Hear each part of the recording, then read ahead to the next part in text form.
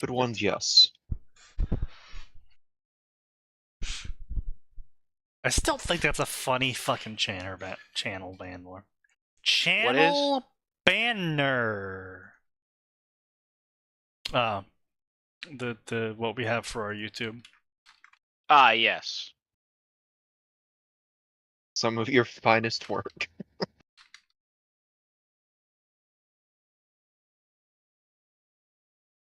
I'll post it here.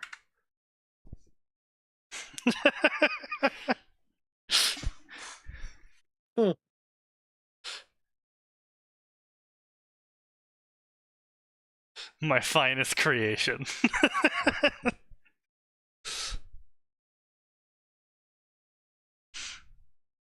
Alright, gentlemen.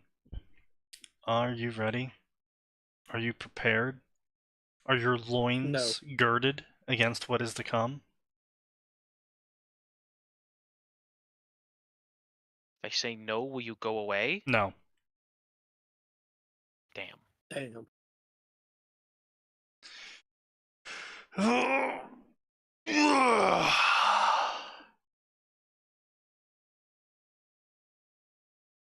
So, gentlemen,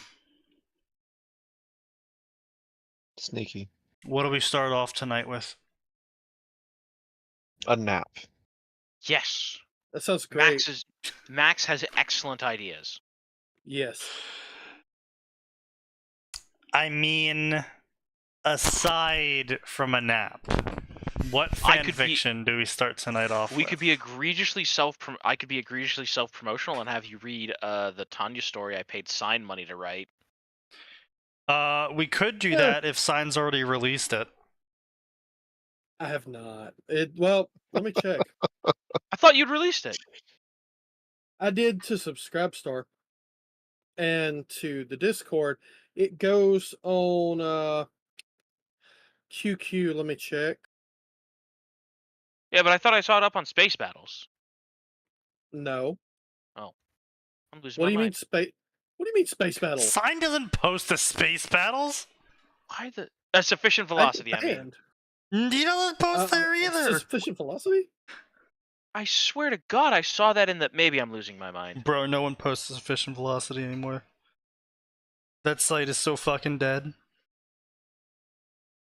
Brain, what were we thinking of? Like Undying Scarab.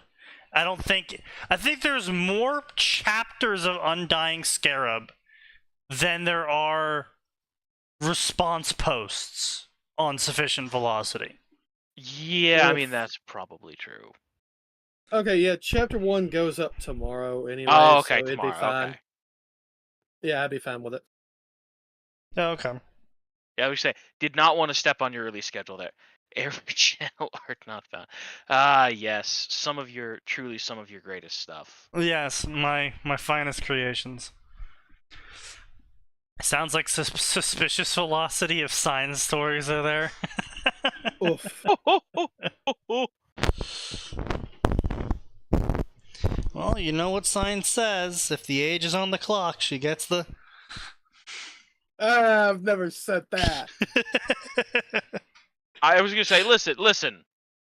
I'll attribute a great many things to this man. That's not one of them. No, I have known people who have said if there's grass on the field, play ball, but I'm not one of them. Those people, yes, I have a different saying for those men. Wood chipper. Face the wall. Yes.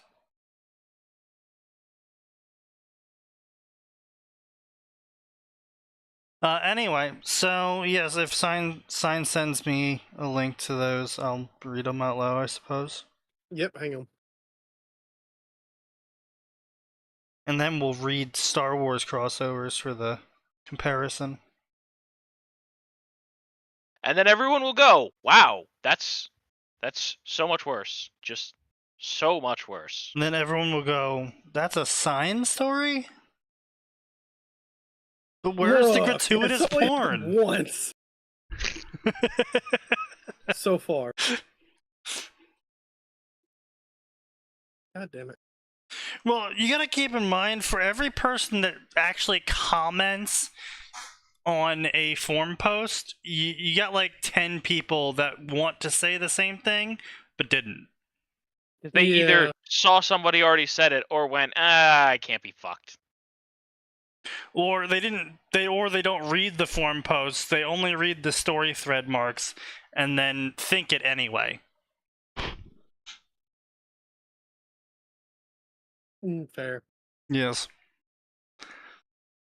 Now, I will only be reading chapter 1 because that's what we do here. Yes, I was just saying that's all we do here.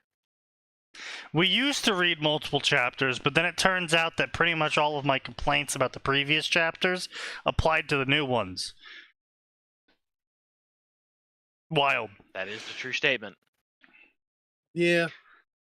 And then there's the lurkers who just never post, period. Well, I mean, that's what I said. And now, admittedly, I do that for a lot of stories. Like, 99% of stories, I do that. I don't really engage in the forums anymore. I mean, I engage on the story that Gray and I are working on, right? But, I don't really do anything outside of that.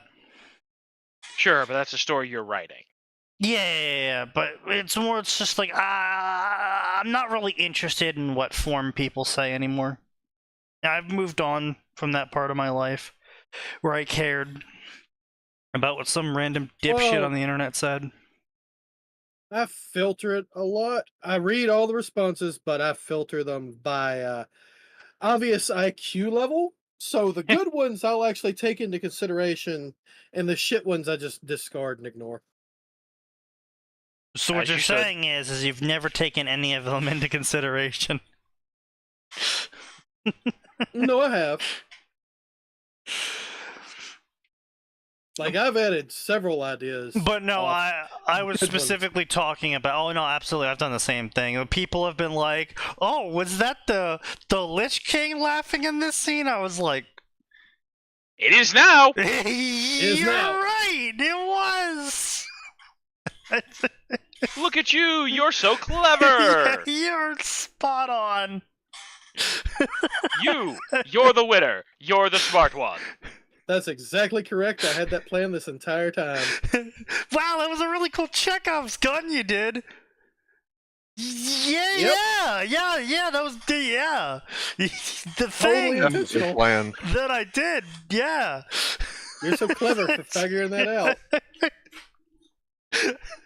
Who gets a cookie? The clever reader gets a cookie. Theft continues. Fucking write that down. Yes. Fucking write that down. Yeah, I've done that wholesale copy paste. Yeah, I know. There's been several times where someone's made a comment in the thread, and I'll just message Gray with it. I'm like, Gray, this is it. He nailed it. This is our idea.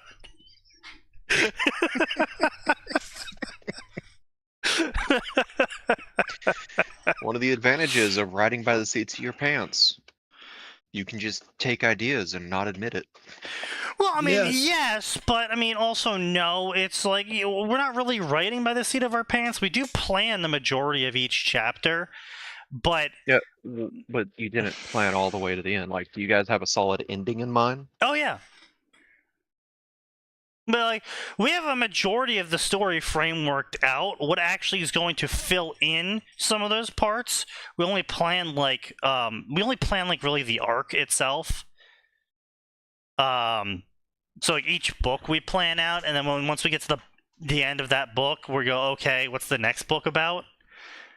But overall, I mean, like, we generally have the story idea direction planned out, but if sometimes people will make really good comments that will be like, oh shit, that's like way better than what we thought. So we're just gonna shamelessly take that and restructure our plans. It's the benefit of not being narcissistic about our own idea. That's what it really is. Because there's plenty of writers out there, when people suggest better ideas to them from their own story, the writer freaks the fuck out, says, no, you're wrong, and then doubles down on their stupid idea twice as hard. Mm. You know, I'd respect a writer that says that is a better idea, but I already have this halfway written, so I'm gonna keep going with this. Oh, I mean, there is that. That's completely That's not. understandable. Yeah. You don't see that though. Um, It's usually Yeah. you take the idea because it's better, or you double down like an asshole and insist it's worse, even when it's not. Or because someone came up with a similar or better idea, you scream at the top of your lungs, subverting expectations, and do the exact opposite of that, regardless of how it affects your plot, completely ruining the series you were writing for. Oh, you know, as a Rooster Teeth fan, I certainly wouldn't know what that's like. No, of course not. And sorry, a former Rooster Teeth fan, I wouldn't know what that's like. Yeah. You had to So I disagree on actually that. sent Max the link for the Death Battle Kickstarter earlier. Which I did not Apparently, click because I don't fucking care. yeah. Apparently, they successfully funded it within 21 hours, which honestly is a massive disappointment. Personally, I'm hoping that everyone involved in that gets run over by a herd of cows.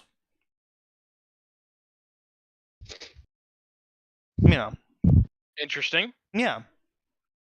Well, I choose that method specifically because I feel like saying I want them hit by a bus is too violent in this current political atmosphere. Being run over by a herd of cows is very random and statistically completely unlikely to happen, and even more statistically completely unlikely to happen due to the interference of other humans. Yeah, I was Go saying to you can Texas and pretty get safely stampeded. say that without causing any of our hordes of rabid fans, except for that one guy who owns a ranch. Won't someone rid me of this priest? But yes, no, specifically, yes. But yeah, I don't like the death battle, guys. As I said on the Sign server, when fucking K70, the dipshit in chief, you should change his name to that, by the way. K70, the dipshit in chief, decided to open his fat fucking mouth and spew some verbal diarrhea about how he's happy that Death damn Battle it, got Sneaky. saved. What?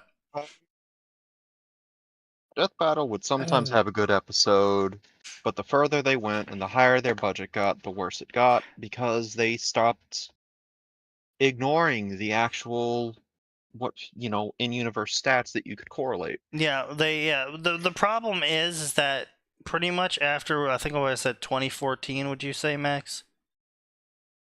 All the death battles just turned into, all right, here's two characters, but we like this character, so they won. Whichever year was the year in which they did Wolverine versus Deadpool. Revengeance Raiden. Revengeance Raiden, that's what it was, yeah. And they're yeah. like, no, his high frequency blade would totally cut through. It's like, no. No, It that's wouldn't. not how adamantium works. Yeah. Now, if it had been Sam's sword, which was told like, oh, this thing's made with a way stronger alloy and is capable of cutting things that are as hard as diamonds, like, okay, sure. They didn't do that. They didn't go with the Super Samurai sword that you get as a reward for beating the game. They go with his default frequency blade. Which is literally just a katana with a high frequency amplifier on it. Yeah, because not even katana. It's a long machete. Oh yeah, it's a long and thin machete. Yeah. And their argument was Arctic vibranium is capable of softening adamantium. It's like, well, first off, that's vibranium. It's a super metal versus a super metal in the same universe. Yeah. Second, I get what they're saying. It vibrates. It's vibranium. It counts. Yeah. So the problem there, vibranium and adamantium are like similar in hardness scale. Yeah, they're very similar. The problem with that, and Max and I just fucking really dogpiled on them for this, is that the high frequency blade can only cut things a marginal degree higher than what the sword that is vibrating doing the cutting. Because the cutting potential for the high frequency blade comes from vibrating the sword. But if the hardness of the object is harder than the sword that is trying to cut it, that means the sword will be the one damaged first, not the Well, object. if you're doing this off the principle that which most vibrational swords use is you match the quote unquote vibrational frequency of the material you're hitting to cut it better. The Yes. problem is that would shatter the sword you're trying to vibrate if the thing it's trying to hit is harder. Like That's your literally what I sword just said. pops like Yeah, glass. That's significantly. Literally what I just said. Like, let's say the sword's made with iron. Okay. Theoretically, it could cut something that's a very low quality steel, but if you go Yep. up one notch on the steel, you're fucked. Yeah. Yep. It'll snap itself like a toothpick because now it's in there, it's vibrating, and it's stuck while vibrating. Like there's comics lore on this shit you could just look up all over the place. In universe, in Marvel, I guarantee it.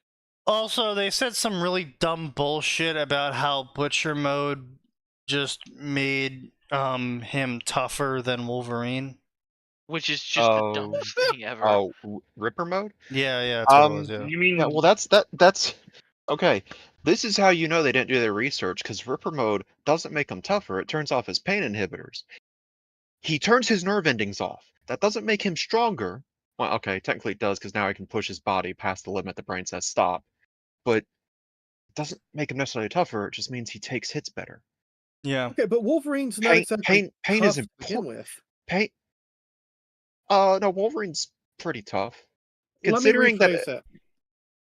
Wolverine is for all intents and purposes, he's a baseline human who heals fast and has metal bones. Wolverine He's still a baseline is human. yes, but Wolverine is also giga jacked.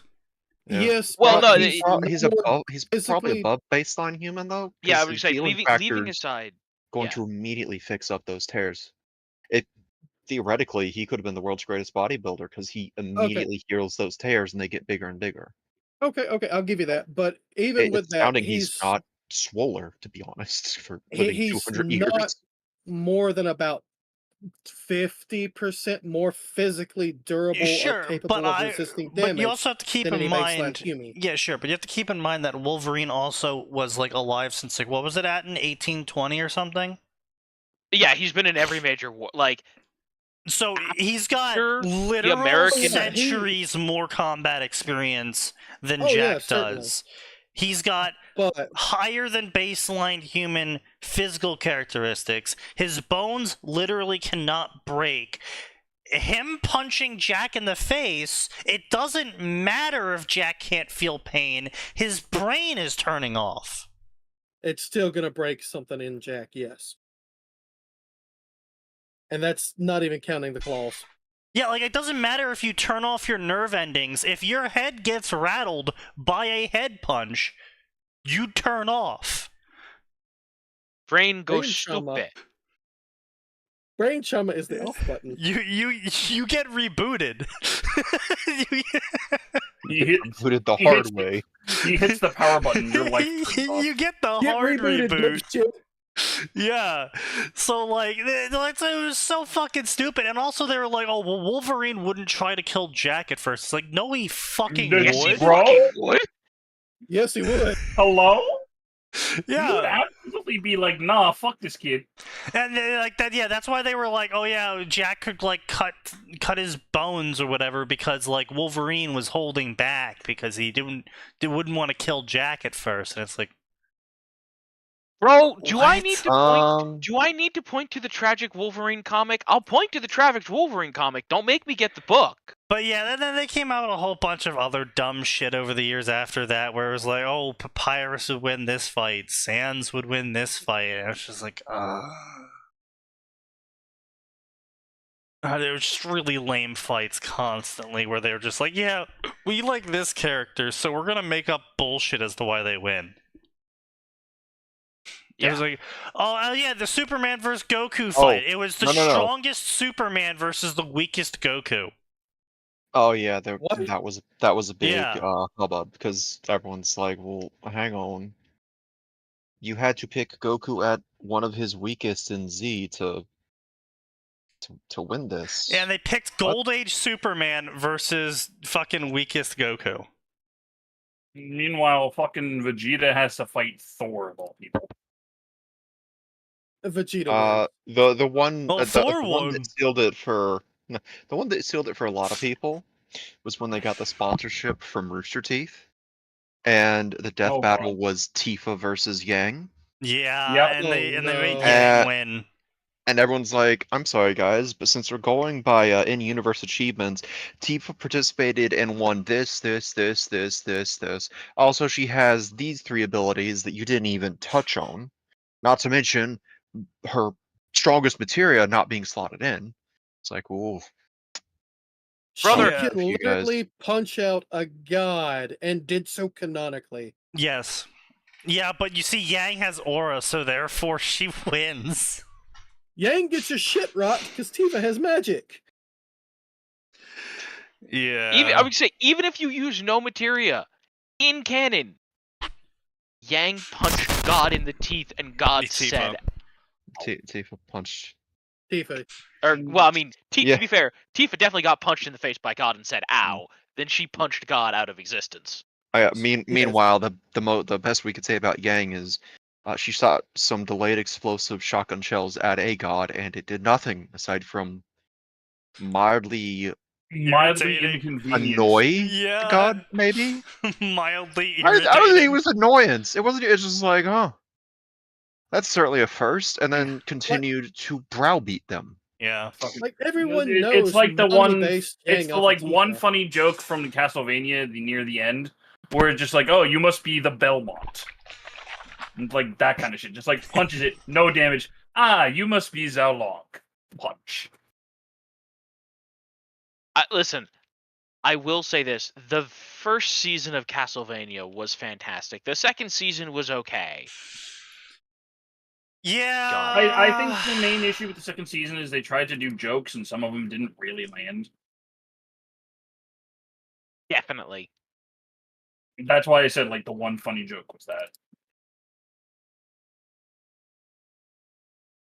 It's just I don't know. I was not super enthused with the direction the second season went. It's such a shame too, because one of my first experiences with them was actually the Soul bad guy versus Ragnar the Blood Edge, and it was good because it made sense, and they even included like, even if this very specific situation happens where Ragnar could win, Soul would still win. It just wouldn't be a floor wipe. He'd have to try. I was gonna say it's fucking Soul. He goes lol Lamau and fucking just dragon installs. Yeah. No, God forbid it's Order Soul. Ragnar just Man. dies. a phrase you don't want to hear coming from a character like Soul Bad Guy. Now I have to try. Yeah. Oh no. Man, I kind of feel really bad for Soul. You know, your wife's dead. Your wife's clone is hot. Doesn't remember you. Is like 4 years old.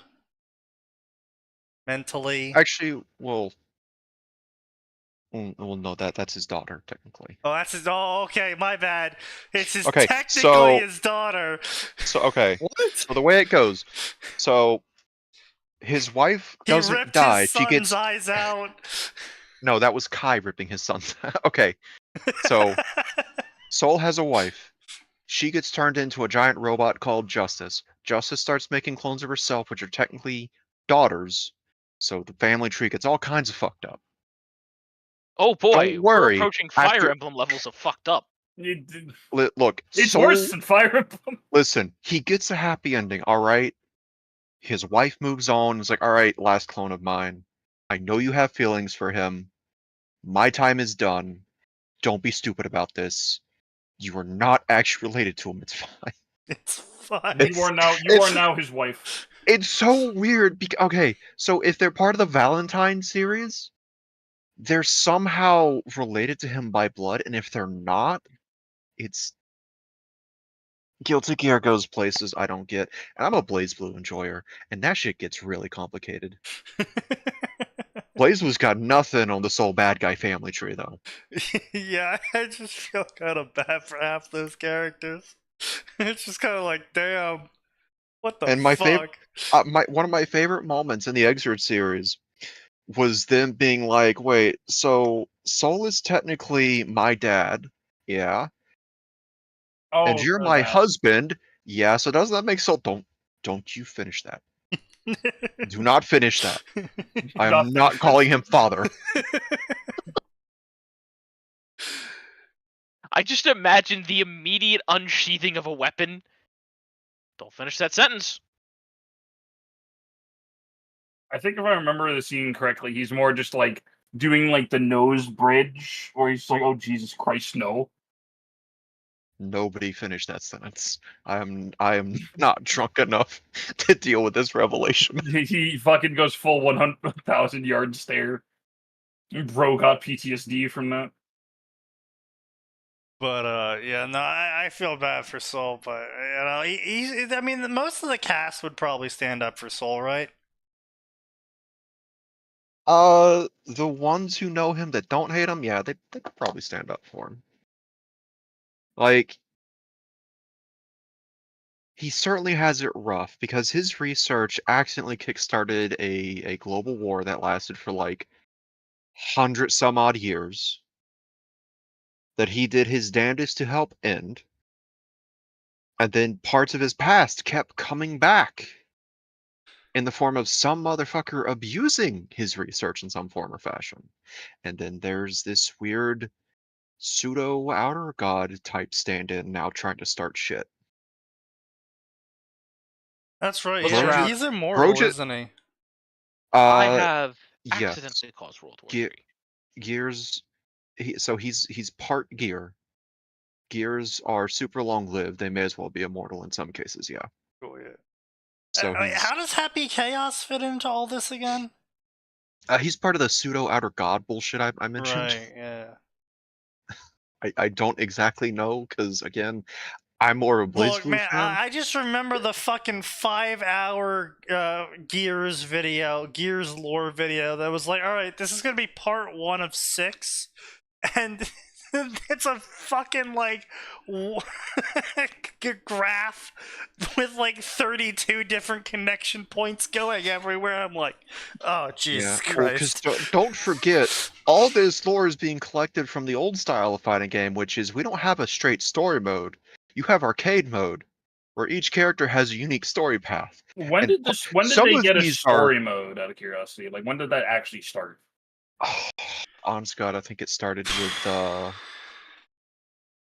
Chrono Phantasm for Blaze Blue. Because even original Blaze Blue and Continuum Shift also did arcade mode. And you had to do, in Continuum Shift, you had to do everyone's arcade mode all the way through, because each arcade mode also had, like, oh, the story has a different branch if you lose this battle. Oh yeah. And you had to do every branch of every arcade mode, and then you get the true ending. It's like, The fucking That Japanese and their fuck true you, Arc ending. System Works. Yeah. Bullshit. You. Yeah. And then Chrono Phantasm, it's like, all right, good news, guys. Yeah, so we figured out how story modes work finally. Thank you. How long did that take them? I don't know, 15, 20 years, I give or don't take. know. That's something I never want to fucking hear. I don't know how long it takes. Let us consult the index. We must consult the codex. Chrono Phantasma was the first time I saw a fighting game have just a straight story mode. It's like, listen, click story, okay? Now here's the actual story. In order, here's the events that are important. Just go through it. Maybe we'll throw you a fight or two. But just sit and enjoy the story. And it's like, thank God they figured it out. I was so tired of fucking flowcharts by the time I got through through Continuum Shift. What? To figure out how the fuck these arcade modes work. You don't like flowcharts, Max? You don't like choose your own adventure? No, Stinky. I don't like, okay, so for this character, you gotta win these first 2 fights, but then this third fight, you gotta lose round 1, but win rounds 2 and 3. It's like, Why? I don't like Suffering. that. I don't like that if I want another part of character X's story, I have to lose this specific fight. And if I lose before this, it's just a full reset. It's like, how was I supposed to know? Yeah. Kudos to the people who suffered through that and made those charts. They are stronger than I. I mean, listen, I will do a lot for a game's story. I'll do a lot for like unique dialogue. That would probably be where I draw the line. Yeah. Hey, look, if I have to go through a 32-step program to get your true ending, I'm The stopping answer at step 10. The answer is YouTube. Yeah. Listen, if I'm going through it- the 32-step program, that better be the best fucking ending ever. Yeah. It may actually have been a 32-step process. I want to say Contempt Shift had like 15 characters, and each arcade mode had at minimum 2 variations. And by the way, you did have to play through the arcade mode multiple Yes. times for one character. They didn't just have a course. checkpoint system for that. Obviously. Anyway, so in that's true gonna be a Sign quick fashion, vent from me. Sign sets up the Tanya stories by starting with Tanya not in the crossover.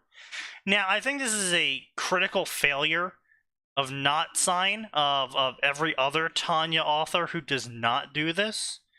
I personally find it very stupid because Tanya's not over, so we don't have a canonical endgame Tanya personality to base our intentions off of. Secondly, Tanya massively changes as a character over the course of the story. Like, this isn't fucking Shiro Emiya. This isn't fucking Natsu from Fairy Tail, right? Tanya changes a lot as a character over the course of the story. And you gotta make that clear to your audience what the fuck you're working with. And especially because the manga, web novel, light novel, and anime all have separate timelines. All separate continuities. Nice. So, like, you gotta make it really fucking clear which Tanya this is, and at what point in the timeline it is, and how her personality is currently developing. And it is way easier to do that not in the crossover yet, because again, unlike a Naruto crossover where you have to ham-fist it in, Being X literally throws Tanya into other universes. That is canon. Yeah, the This looks like a mechanism's fun built right universe in. to fuck up. Yeet. So, Yes. yeah, quite literally. So literally, Tanya can just at any point in time end up in another universe. Like, you don't need to contrive the scenario where a portal opens up and she falls through it or some dumb shit. All she has to do is die, and Being X is gonna be like, fucking fastball! Now, if you're crossing over with something like Familiar of Zero, the random portal opening up is actually, it works because, you know, Luis and her summoning spell. Sure. But that's Sure. taking into account the other world mechanics. I just think it would be funnier if you did write a Familiar of Zero Tanya story. Tanya is Luis, and the reason why all of her magic explodes is because that's what Tanya's. It's all explosive formulas. Yeah. Like, she's not even trying. That's the only spell I need. I need 3 spells: explosive formula, shield, and flight. Can't Everything forget. else No, can no. get Can't fucked. forget the most important 4th spell, meth. Yes. Yes, the greatest of all German spells. The best Combat spell stimulants. formula. Yeah, meth. I thought that went without saying. Tanya decides to see what happens when she doses a null arc with meth. Oh no. Oh boy. But yeah, You know what? Sign. There you go. There's your first omake. Tanya doses one of the not just an arc trooper, one of the null arcs, which is, guys, we made Django +1. Oh no. What could go guys, wrong? we late for that. masterworked Django. Well, the real question is, which one are you going to pick for? I mean, Because all one of of them them is, are hilarious. I know, but one of them is more murderous than the others, and one of them is more chill than the others. So That's true. I mean, there's 6 in total, and each is a uniquely different individual. Like, I mean, actually, you're right, but the like, the only thing they share is a genetic template and a propensity for murdering in ways that are probably against several Geneva Conventions in the Star Wars universe. hey, Ways that will make a hey, Marine blush. they also share a super depressed father figure. Yes. And soon Also, they'll sign share meth. the Marines would be taking notes. Yeah, like, sign. Listen, if you ever like, one of the greatest parts of the Star Wars universe that got canned is absolutely the null arcs. Sign. One of them was so concerned with making sure he had sufficient firepower. You know the turrets that the Millennium Falcon has? Yeah. He straps one to his chest. What? Yep. But that thing's huge. Yes. Yeah, and oh, you don't get it. The null arcs are built different mentally and physically. They are actually slightly stronger. Bro than the is other literally clones. just built different.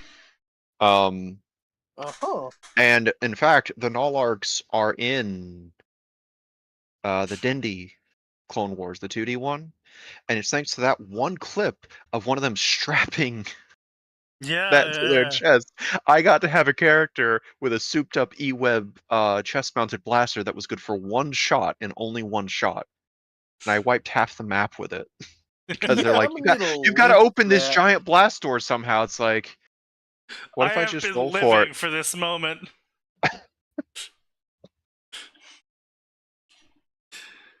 Yeah. And the DM's defense too is like, I'm not gonna take anything else. I just want the magic armory. Because I'm role playing a 63-year-old bounty hunter who's collected a fuck ton of stuff. It's like, alright, fine. You've got to declare 2 or less items before the mission. And I'll let you have whatever the item is after some discussion. They were deemed failures because they were too independent, highly intelligent, deviant, disturbed, and uncommandable. Some fucking Kaminoan. Yeah. Uh-huh. Anyway, so it's very important to write Tanya before you write the crossover because you really have to give everyone an idea of who Tanya is right now. You know, if this is Boot Tanya versus war crime Tanya. Ah, yes. Our favorite. There's a Tanya that doesn't commit war crimes? Yeah, I was going Boot to say, as Tanya. someone who's not familiar with Tanya at all, there's a time before the war crimes, huh? Yeah, no. So she started off as a very normal person who.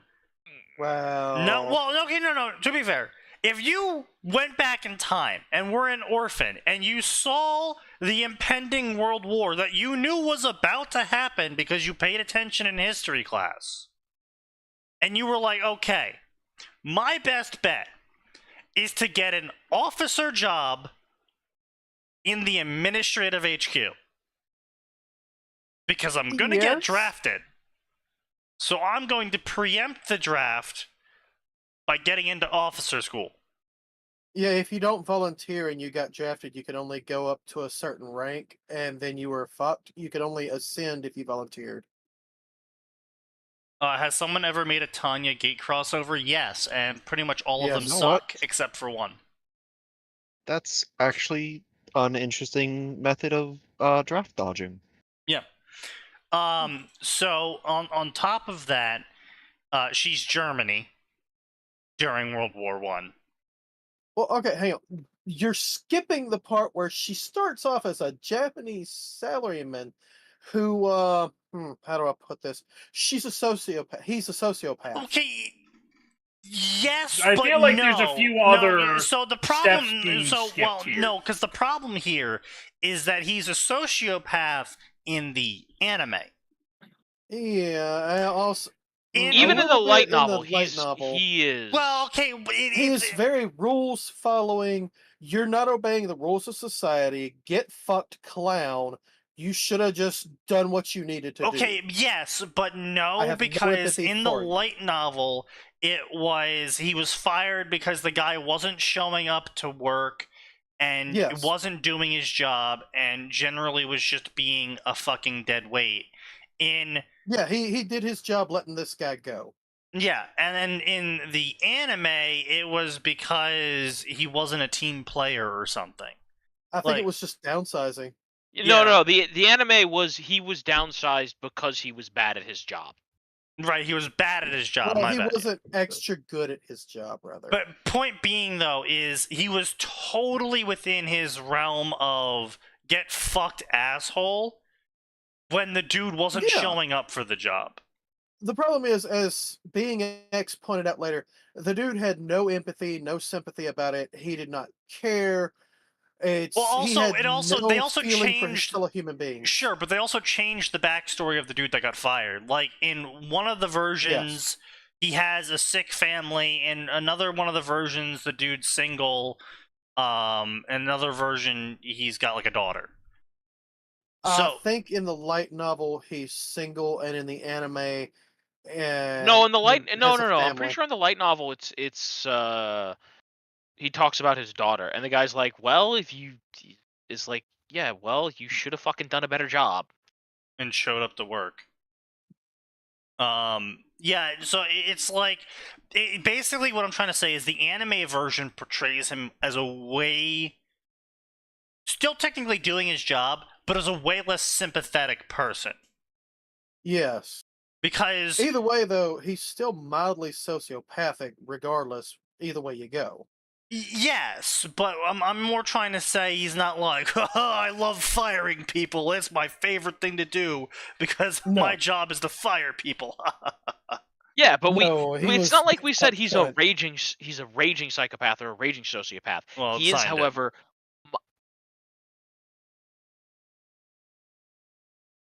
I genuinely don't I remember. didn't say that. Yeah, but he is at minimum, regardless of which version, at least mildly sociopathic. Anyway, the point being though is, so he dies, gets told by God, "Hey, I'm gonna fuck you over, peace," and then he ends up as an orphan in Germany right before World War I. So, yes, preempting the draft that's going to happen that no one else is going to happen yet, completely reasonable. Dude fired incompetent employee, yeah, exactly. And it's totally reasonable, his actions up until that point. Now, where that reason starts to deviate, again, this is the whole fucking timeline thing, is in for example, in the anime, he decides that the best way to show that he's a proud, patriotic officer who totally should be put in the administrative HQ is by blowing up the officer academy, kicking someone out a window, and then pointing a gun at them for daring to say they should retreat. You can trust me, officer. I am totally trustworthy around the guns, she said. Well, I think that was actually a case of insubordination that she was trying to discipline them for. Either way, it was... She did overreact, like, hilariously so. Yeah. That was why, Lurgan? Yeah. Rurugan? Whatever the hell you want to call him. That's what set him off against her and had him barking up that particular tree every chance he showed up. Yeah. In the anime. So... In the manga, not so much. I mean, not the manga, the light novel. Yeah, so it's... she didn't do any war crimes even then, and actually it continues for quite a bit. Where she goes through boot camp, she becomes an aerial mage. She gets sent down on patrol, and even on the aerial patrol, she's not technically committing war crimes yet. She's actually she's just just a doing her spotter. job. Yeah, she was just a spotter who then got attacked by other mages. So she's like, all right. Well, I'm gonna explode my flying device. Hopefully, not die when I land, and maybe my injuries will be enough. They'll send me to the back line. Yep. That didn't work. That did not work. They were so impressed. They promoted her to the front line. I can't believe it. She's Caiaphas Cain. Yeah. Caiaphas Cain if he had zero empathy. Yeah. Pretty much. So, and that pretty much kind of goes through what kind of happens with Tanya is, she thinks, oh, by doing this, surely I will finally get to the back line. And then people respond with, oh my god, you're amazing. Have more promotions on the front line. We need you right here in the front where you can keep doing what you're doing. Yeah. No! Suffering from success. Now, the war crimes, generally, I would say the war crimes really start with the city.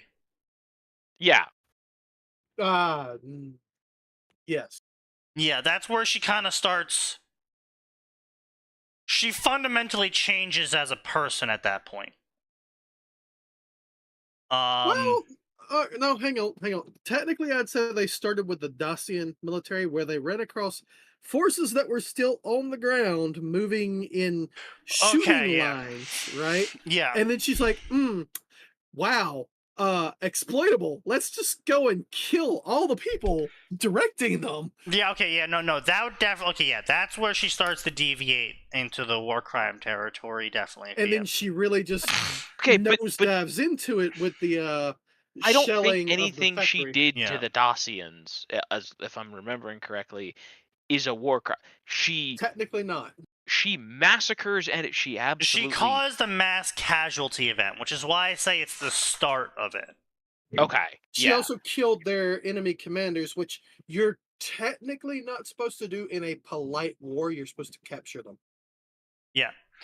Okay, not like that was not the time she gentleman's sentenced code. 2 guys to a pillbox. Okay, so that Anime was her only did. sociopathy. That was not a war crime. No. So what happened was those 2 guys were sentenced, air quotes, to a pillbox. This is a defensive position. Now, normally Pillboxes don't dodge, though. Yeah, that's the problem. Is now normally you would think, okay, well that's not really a punishment. This is a pillbox in the back line. Except this is a pillbox in the back line, which means it's a target. Which means pretty much anyone there is going to be hit by something eventually and die because it's a pillbox. And so, it's really hard to dodge rocks that are falling on you when you're inside the rock. Yeah, I mean it's one of those things because like the anime, she's very deliberate about putting them in that pillbox to get them killed, and the light novel, it's not quite as bad. Like the light novel's like, I sent them to the pillbox to get them out of the way. They died. I'm not upset about it, which of course is, a little sociopathic, but I kind of expected it to happen because, again, pillboxes don't dodge, but I didn't send them there to kill them. And you can say, oh, well, in the anime she said, oh, I sent them there to kill them. It's like, yes, but no, because she didn't actually do anything to the pillbox. Like, it wasn't like she assigned them to the pillbox and then leaked intelligence saying that pillbox was important so it would be hit.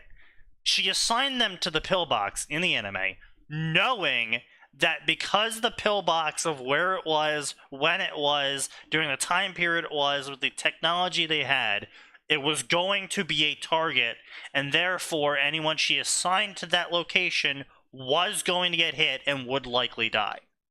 Yeah, she was fully expecting it to take artillery or mortar fire, one or the other, and it did. Yeah, so Did she assign them there to get them killed? Yes, but no.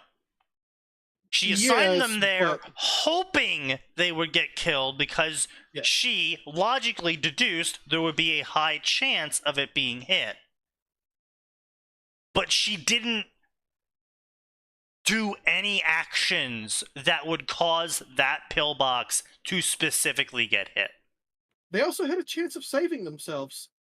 Remember in the anime, and I know because I just watched this again yesterday, they only got hit while they were off duty. Like they were in there sitting around a card table playing cards and got struck. Right.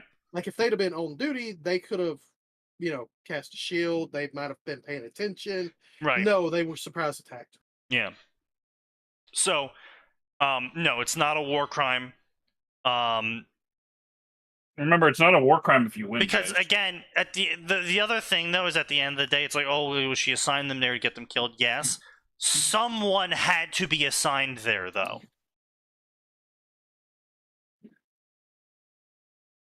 So, it's not like she could not man the pillbox. She was required to assign someone to it. She just assigned the people she didn't care about there. Exactly. Which, I mean, right? You can argue 6 ways from Sunday. Dick move, sociopathic, rude. Well, you'd be calling out every single officer of every military ever then. Yeah, exactly. Me, when I see a British officer, I am sending them to hell. But anyway, yeah, the war crimes would definitely start around Dacia. She didn't commit war crimes? Possibly. I would say she didn't start committing the war crimes until she started bombing the capital, but the mass slaughter event really was kind of like the highway being paved. Yeah. Well, I'd say the first war crime was her, oh, I'm a harmless little girl and you should evacuate the arms factory because we're going to blast the shit out of it. That's Trust me, it's literally great. what I just said. Oh, my bad. Yeah. Yeah, it wasn't until she pretended to give a warning that fulfilled the technicalities of the requirement of giving the warning that I would start to say that's kind of getting into the war crime territory. Now, admittedly, she did only target the arms factory. So there is that. She didn't go full American on the city. Yeah, she didn't have a shotgun. Which is, to anyone not aware of what happened during World War II, the Americans had a lot of bombs and a lot of planes, and we had air superiority.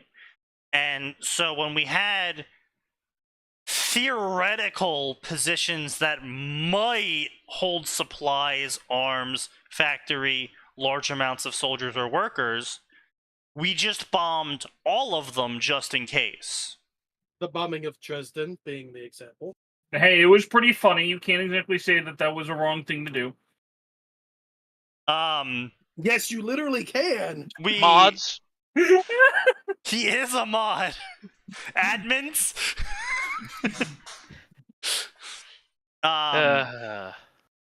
Yeah, the issue is that we kind of deleted entire villages. We kind of just bombed and flattened and bulldozed our way straight to Berlin in like a straight line. We just said, fuck everything, we're just going straight. And that's not even counting what we did in Japan. We distributed American healthcare in Japan. Yeah. No, we distributed Canadian healthcare. It was skincare. Skincare, my bad. Yeah. Remember. Yes, American skincare. Infamous clip. That was so fucking... That was so fucked up. That was so good! Oh god. Napalm bombing of Tokyo. Did you mean American skincare? Oof. And then there were the bats with the white phosphorus Yeah, attached to yeah, them. we tried that too. Yeah, we did a lot of fucked up I'm shit. sorry, we did what? Yeah, with so we had Batman? this Like, idea. We released bats Yeah, with white phosphorus packets attached to them. yeah. And because bats roost during the day, well, they went and roosted in all the homes, and then the timers went off on the Willie Pete. It was a little war Oh. crimey. Yeah, it was a little bit worse. A little. Yeah. A little. We might have burned large swaths of Tokyo that way. Look, we Yeah, burned well, it's large like, swaths of Tokyo multiple times. Yes, multiple times. What about bombarding her troops during training? Live fire exercises are distinctly not a war crime. Yeah, that's not a war crime. That's training. She was teaching them to, keep their shields up and pay attention. And Yeah, to be increasing their clear, endurance. she didn't kill anyone Yeah. in training. yeah. She came Very close. Very close. super close, Yeah. but didn't kill any subordinates not because she gave a shit, but because if I kill subordinates, that looks bad. Yeah. No, hilariously though, that entire thing was volunteer on their part. They volunteered to be there. They had to pass the screening to be there. Then at any time during the training, it was just like the SEALs or The any screening of they those had to organizations. volunteer for. Yes. You could quit at any time, at any moment you could ring out. No one did. They all stayed there despite her bombarding them She with was trying explosive so formulas. hard. She was trying to make them quit because she didn't want to go on the front lines. No one quit. Yeah. Truly, this is the peak Tanya comedy is surely by torturing these men through hellish weather conditions, bombarding them 24/7 with munitions. Surely this will make them quit. Meanwhile, the men. She's trying so hard to train us to keep us alive. We must stay strong. About The to ask, entire was time. this one of the tropes of like attributing far kinder to the person than they should? Yes. Not kinder always. It was usually Counterintentioned. No, it's a better variant of the Ainz trope, where Tanya did a lot of logical things, except during all of her logical actions, she did not consider the illogical method of thinking that humanity employs. And so the result of her logical actions just came out either as very caring, competent, or, other general things that either made her men fear or love her accidentally. For some reason, I'm hearing Tanya giving the drill sergeant speech from Forrest Gump. She canonically gave the one from Full Metal Jacket. Yes. Yeah. Yeah, so it's very important because Tanya during the Special Forces boot camp is still even different from Tanya during the Shugel arc. It's different from the post Dacia Tanya. It's different, which is different from the post Arns or whatever the fuck it was called. Yeah. The city she firebombed. Yeah. Yeah. Which is different from after the Rusi invasion. Right. Where she just made a whole rough. fucking mockery of it and just bombed everything indiscriminately. Yeah. Yes. Yeah, so she has significant personality shifts over the course of the show, and it's very important to really tell the audience what Tanya they're working with here. So, do you want me to read all of this pre-Tanya stuff or just generally talk about it as a subject? You do you. I mean, I think it's fine. I'd say, it's probably fine to breeze through it. This is what Tanya is, and then, move on. Because, Yeah, like, so, Tanya's doing some, fighting. German forces are outnumbered. They're surrounded on all sides. American, Russi, etc., attacking the capital. It's a total Berlin surrounded situation. Tanya's fighting. Again, Sign, when not writing porn, writes a compelling narrative.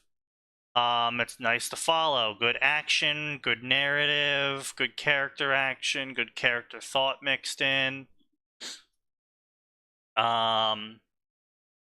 A lot of moments of Tanya explaining logically and internal monologuing about why she's doing certain actions and her opinions on things, which is very much in line with how people don't fucking write Tanya because they never saw the series.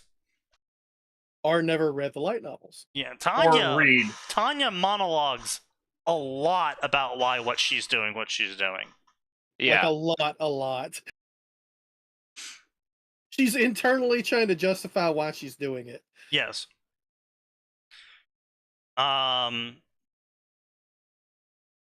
Anyway, so let's go through here.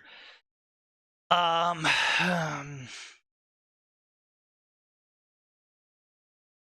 so she shoots some soldiers. She's calling out for updates. She meets up with her men. They're getting ready to try and do a total Tanya maneuver, which is where she pulls some sort of victory out of her ass by doing something over the top and ridiculous. Except, unfortunately, Being X intervenes again and decides to encourage the Americans to drop their magical nuke. And, she has a whole monologue scene with Being X where they go back and forth. And, she gets to watch everyone die in the nuclear explosion. Being X monologues at her about being the next Joan of Arc, etc., etc. It's too late. It doesn't matter that you're not faithful to me. You've restored the faith of everyone. Generally setting the whole plot reason as to why or why not Being X cares about Tanya anymore. Like, for an example, and when Hell came with her, Being X was like, hey, fuck you. Not only fuck you, I'm washing my hands of you, but fuck you, I am dumping you into the multiverse asshole of the universe, and you're gonna suffer in the abyss. Get fucked. That's a bit rude, isn't it? Yes. Yes. Don't worry, she's coming back and she's bringing Hell with her. I found the Oh, no. multiverse equivalent of a truck stop. I mean, And then, you have this Star Wars story here where Being X basically says, all right, well, you did a lot. You've really restored this world's faith. It's hilarious. They're going to name you like both a saint and a sinner. It's going to be the best. Oh, it's going to be hilarious. You've taught me a lot about how to restore faith in people. Bye. I'm just going to kind of Beast. Bye, idiot. punt you out of this system. Get fucked. Get yeeted, I don't asshole. really care about you that much. Peace.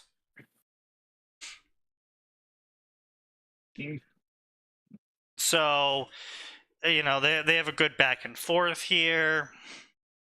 Now he does have a whole moment, and this is what I really did question, and well, I'm sure other people are going to ask this question the second you post this chapter. If Victoria is going to be showing up with her, because Victoria died while Tanya was holding on to her as they got hit by the nuke. So I mean, there's a lot of implication there that you didn't do a great job at explaining with an internal monologue from Tanya about why she was seemingly protecting Victoria from a nuke they were both about to die to. Last desperate act of a friend. I mean, yes, but you have to keep in mind this is a story. Yeah, I should add some lines. And so you're gonna get a lot of people saying like, "Oh, when's Victoria showing up?" Because Never. this is the sort of setup you would put in if Victoria was gonna show up. Because oh, she died in Tanya's arms, which means she fucking gets booted with Tanya into the Star Wars universe or something. Except it doesn't, because Being X explicitly says no. They're all. Yeah, do you Every really single one- think that matters to a single Tanya Victoria shipper? No, probably not. Exactly. OTP. Yeah, Least exactly. toxic shipper. Yeah. So, Tanya wakes up, a baby on a planet Of course. that's But force the cells. sensitive. And Tanya, And the then baby, is having war PTSD flashbacks as a baby on a planet full of force sensitives. Many Force such sensitive cases. empaths. Yeah, I would say that the important part is force sensitive empaths. Yeah. So They can all feel it. Wait, so what planet? Zeltron. Oh, The planet is Zeltros. The species is Zeltron. The TLDR max is they're a bunch of Genetically changed humans. no, not I don't think they're genetically. There was some genetic engineering. Yeah.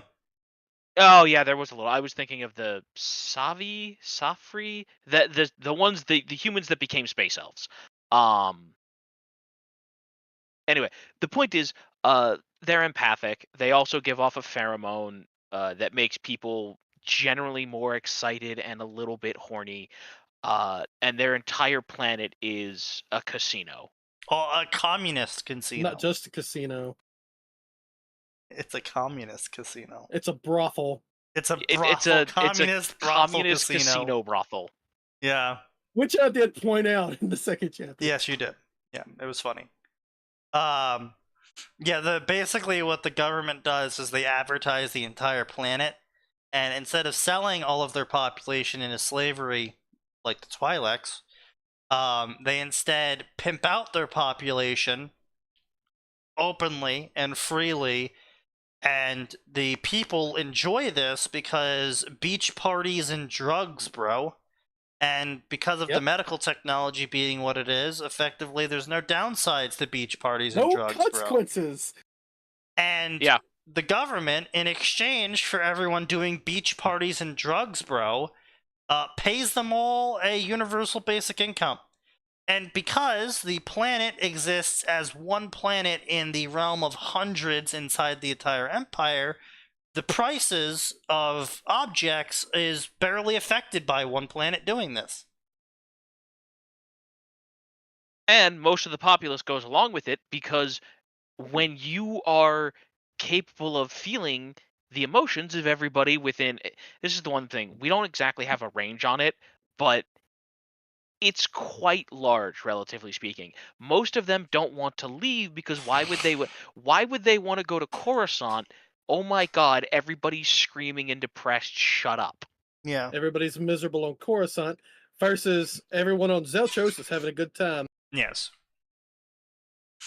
So, this is obviously very distressing to everyone near Tanya because she is currently a baby having PTSD flashbacks. Tanya gets sent to an orphanage because she was such a downer. Because her brand new mother went, oh my god, it's broken. I can't stand it. Why is it so miserable? Someone help. Why is it so sad? So in her most vulnerable moment, Tanya got abandoned and tossed into an orphanage. Again. Vulnerable right after that, but for that one moment...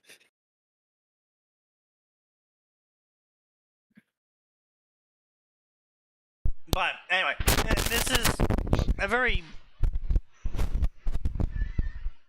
I would say, an above average execution overall. Obviously, you can never have a perfect execution. It's better than what I've seen from a majority of the stories I've tried to read involving Tanya crossovers.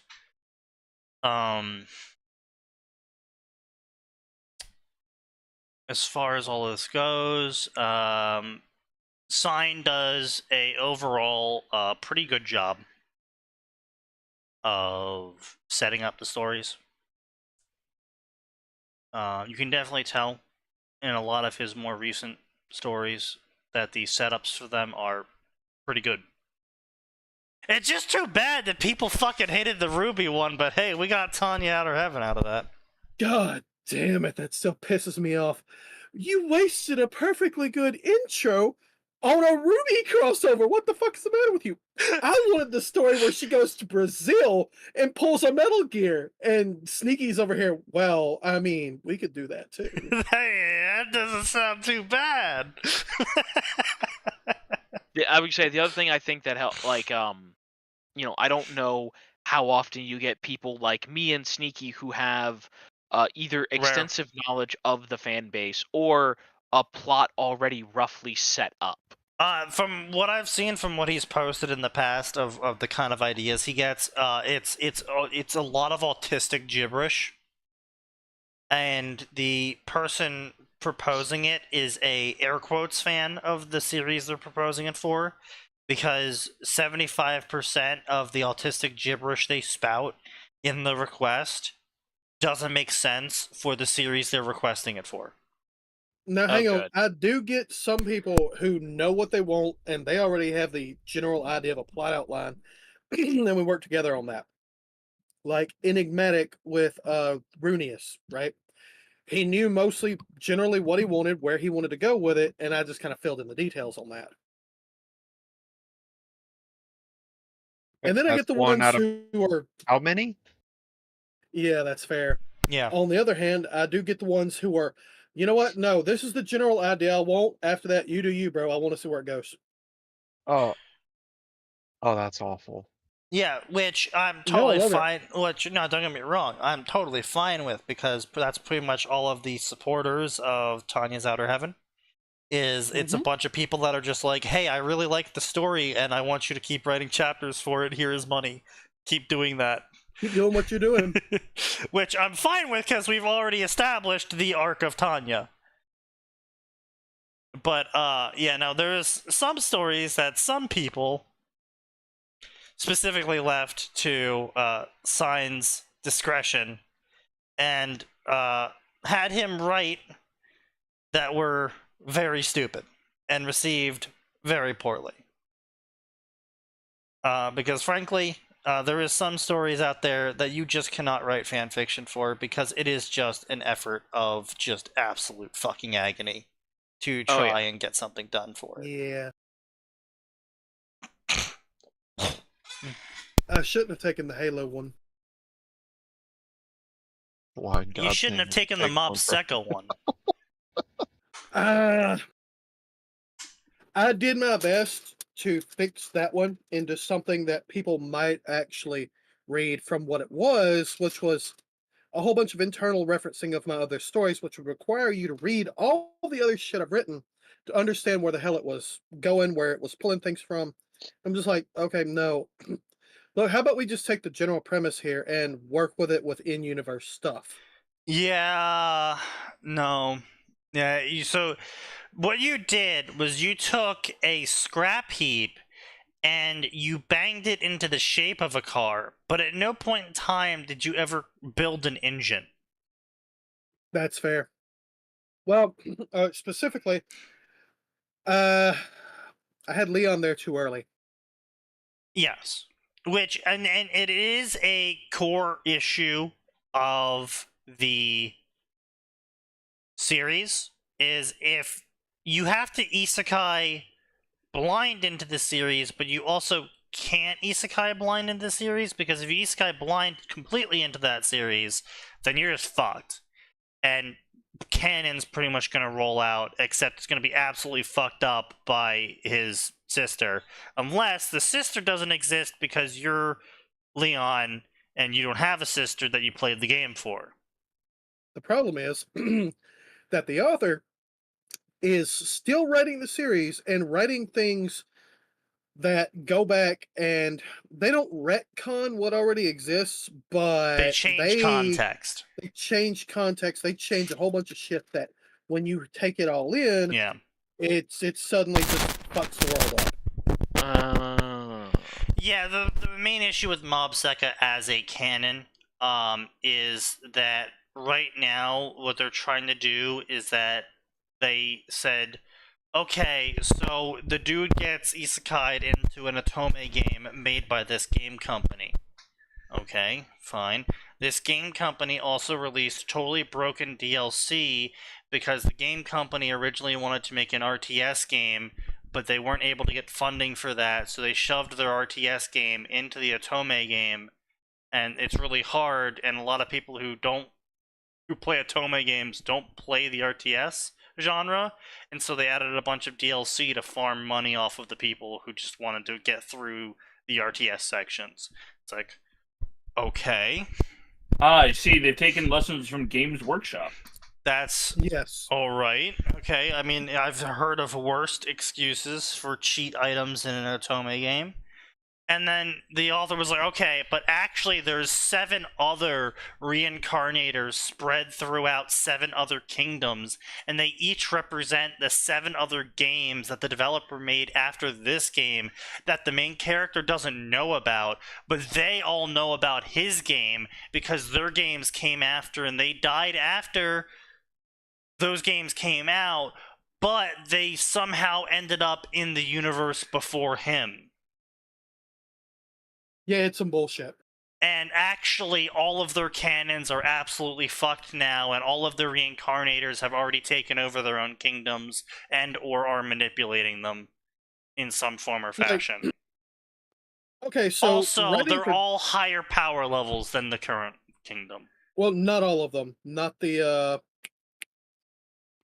tree one. One of no, 7. the elf is underpowered. Yeah, one of 7. Not the elf. She's not an elf. She's a human. But yeah, she's in a is tree. underpowered. She's an elf. She was gonna say. What She could made a possibly free possess elf. an author to write canon like that? Bro doesn't know what he's doing. Money. Yeah. Bro wants to just continue the series because people are interested in it, so he just wants to keep writing, and so he invented a super convoluted plot so he can just keep writing as long as he wants to.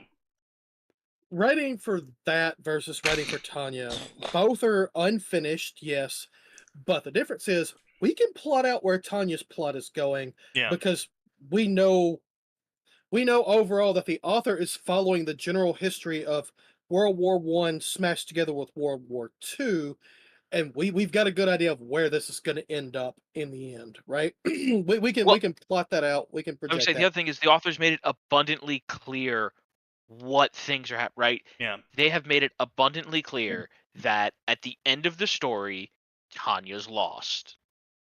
Yes. And also on top of all of that, I will say that the one negative is the fact that the author has decided to retcon foundational lore across all 4 versions of the story. Which one? What? What? What did he retcon? Oh, so all 3 versions of the story have a different level of what magic can achieve. All 3 versions of the story have a different level of how many gods there are in the series. All 3 stories have a different version of how Mary Sue has her powers. All 3 versions have a different setup as to how the Type 95 works. All 3 versions have a different power cap on Tanya. All 3 versions have a different power cap on the average mage. All 3 versions have a different amount of spells that are available to mages. For example, in the manga, there is a dehydration spell that can just instantly dehydrate someone out of existence. Turn to dust, loser. Literally. I don't remember that one at all. Yeah. Probably a good thing they got rid of that one, though. So, Yeah. And shut up, idiot. Dehydration. Shut up, idiot. Remove water. Young Girls Time for Unit my favorite 731. spell. Yeah. Remove lungs. Inverse lung. Testicular torsion. Everyone's going Motherfuckers on casting, about testicular torsion. Men's butt crack. Everyone thinks they're hot shit with men butt crack. I counter with twisted pancreas. Ah, yes, the diabetes spell. No. I was just gonna do I was just gonna do mouth anus swap. No. Oh, Atin. They've already that's swapped a that warlock long spell. ago. Yeah, that's a warlock spell, bro. Everyone, he's a warlock. Get him. he's a warlock. You can't. I'm too busy flying with the powers my patron gave me. But anyway, you know, so it's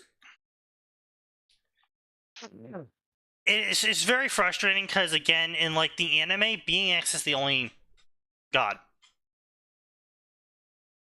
and in the manga, there's like a whole collection of gods that are just kind of like chilling, doing their own thing, and in the light novel, it's a giant fucking hierarchy system.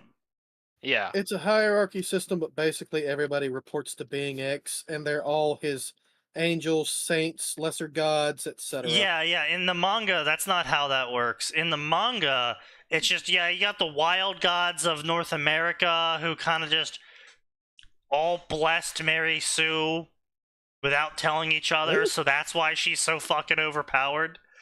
Oh, that's some bullshit. Because they were all like, hey, that's being X's champion. Fuck that person. I'm gonna bless this person because they hate her. And they all did that. And then another one did And it. they were like, oh, Oh, did you bless her too, bro? So did I. whoops. I can't believe do I it. They're a see Shogun? Skyrim protagonist. Yes. The saga of Isophia.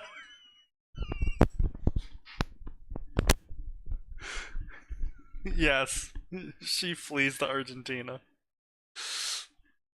Isofeka? I don't know how to fucking pronounce her name. Bloodborne girl. Yosefica?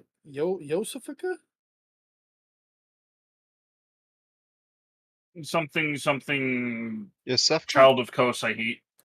You guys talking about the nurse, Yosefka? The nurse, Yosefka, okay. Pretty sure that's her name. That's how you, okay, sure.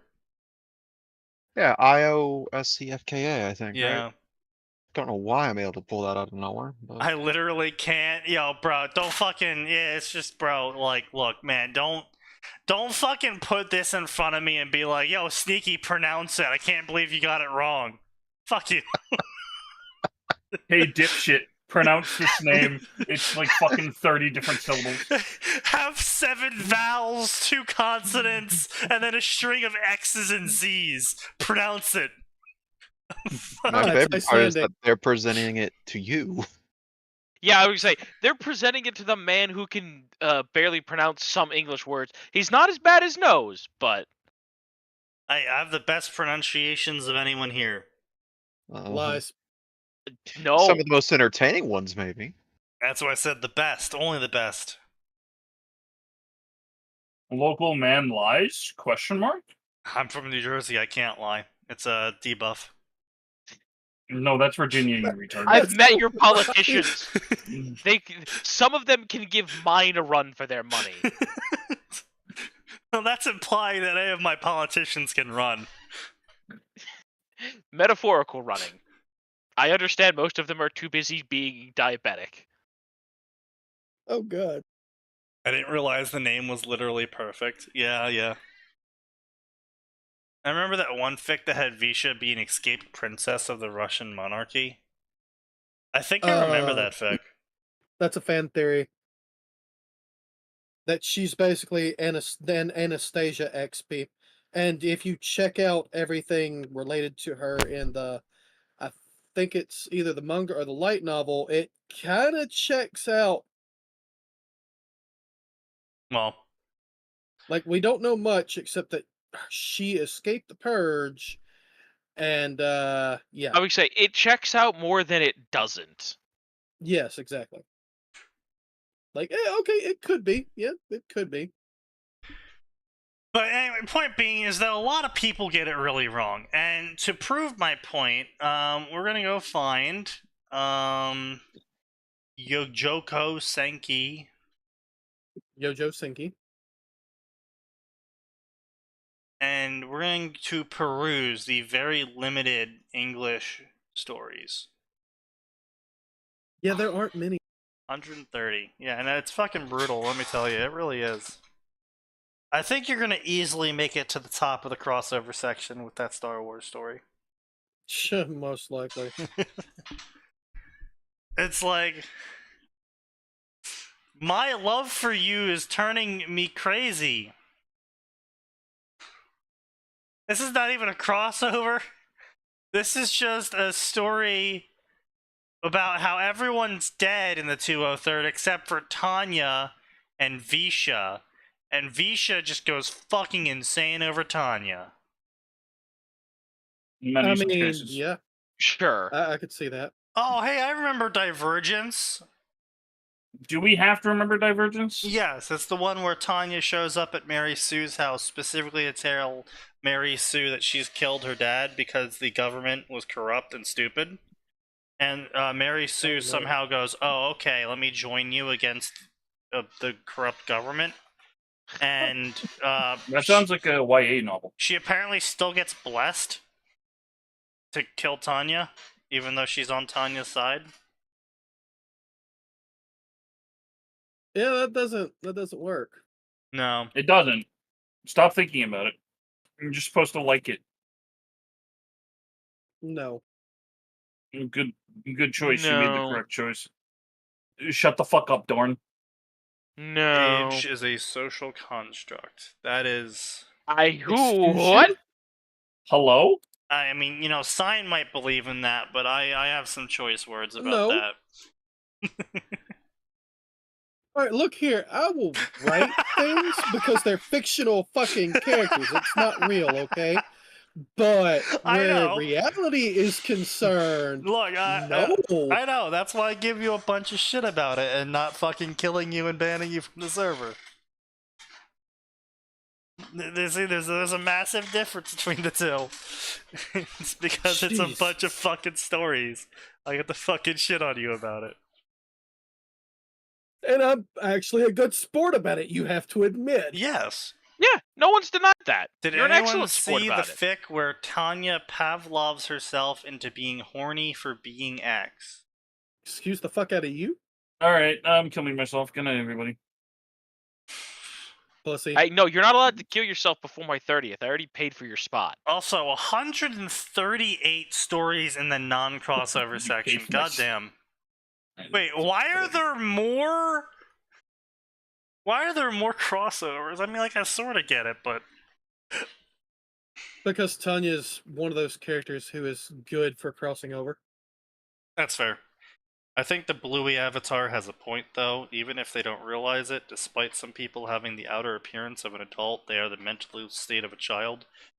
Yes, well, Yeah, yeah, Mm. yeah. Restrain yourself on that one, Sign. I'm trying so hard. I know you are.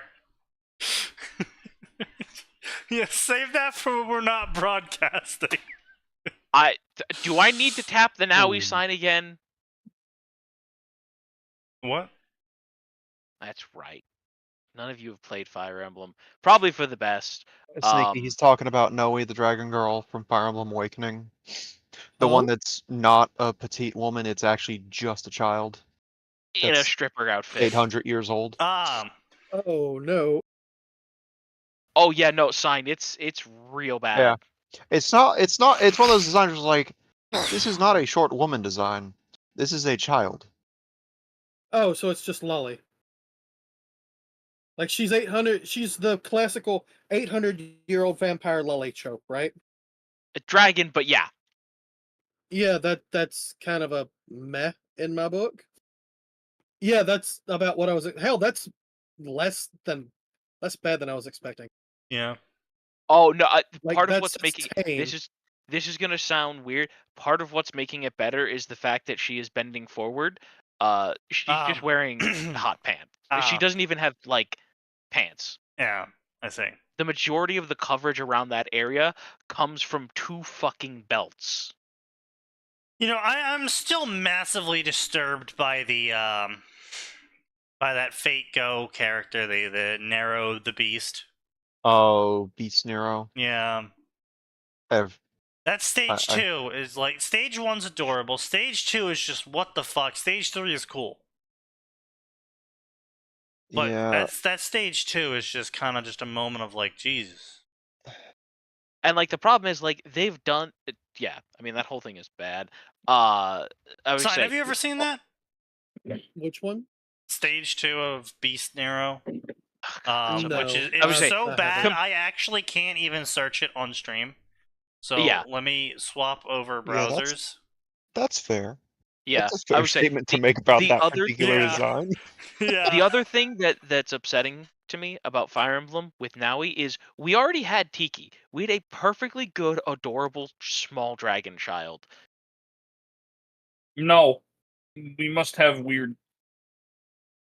And for the people, but They know here's their the thing: audience. for the people that wanted Tiki to be hot, that's what Awakening is for.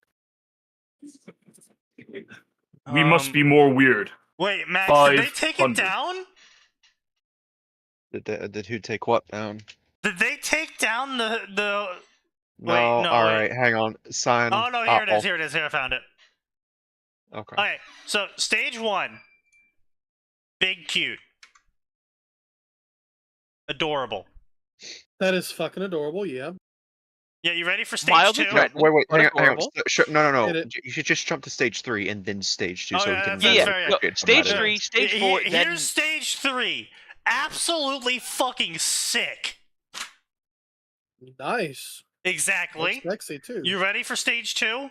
Here's the midpoint sure. between the two.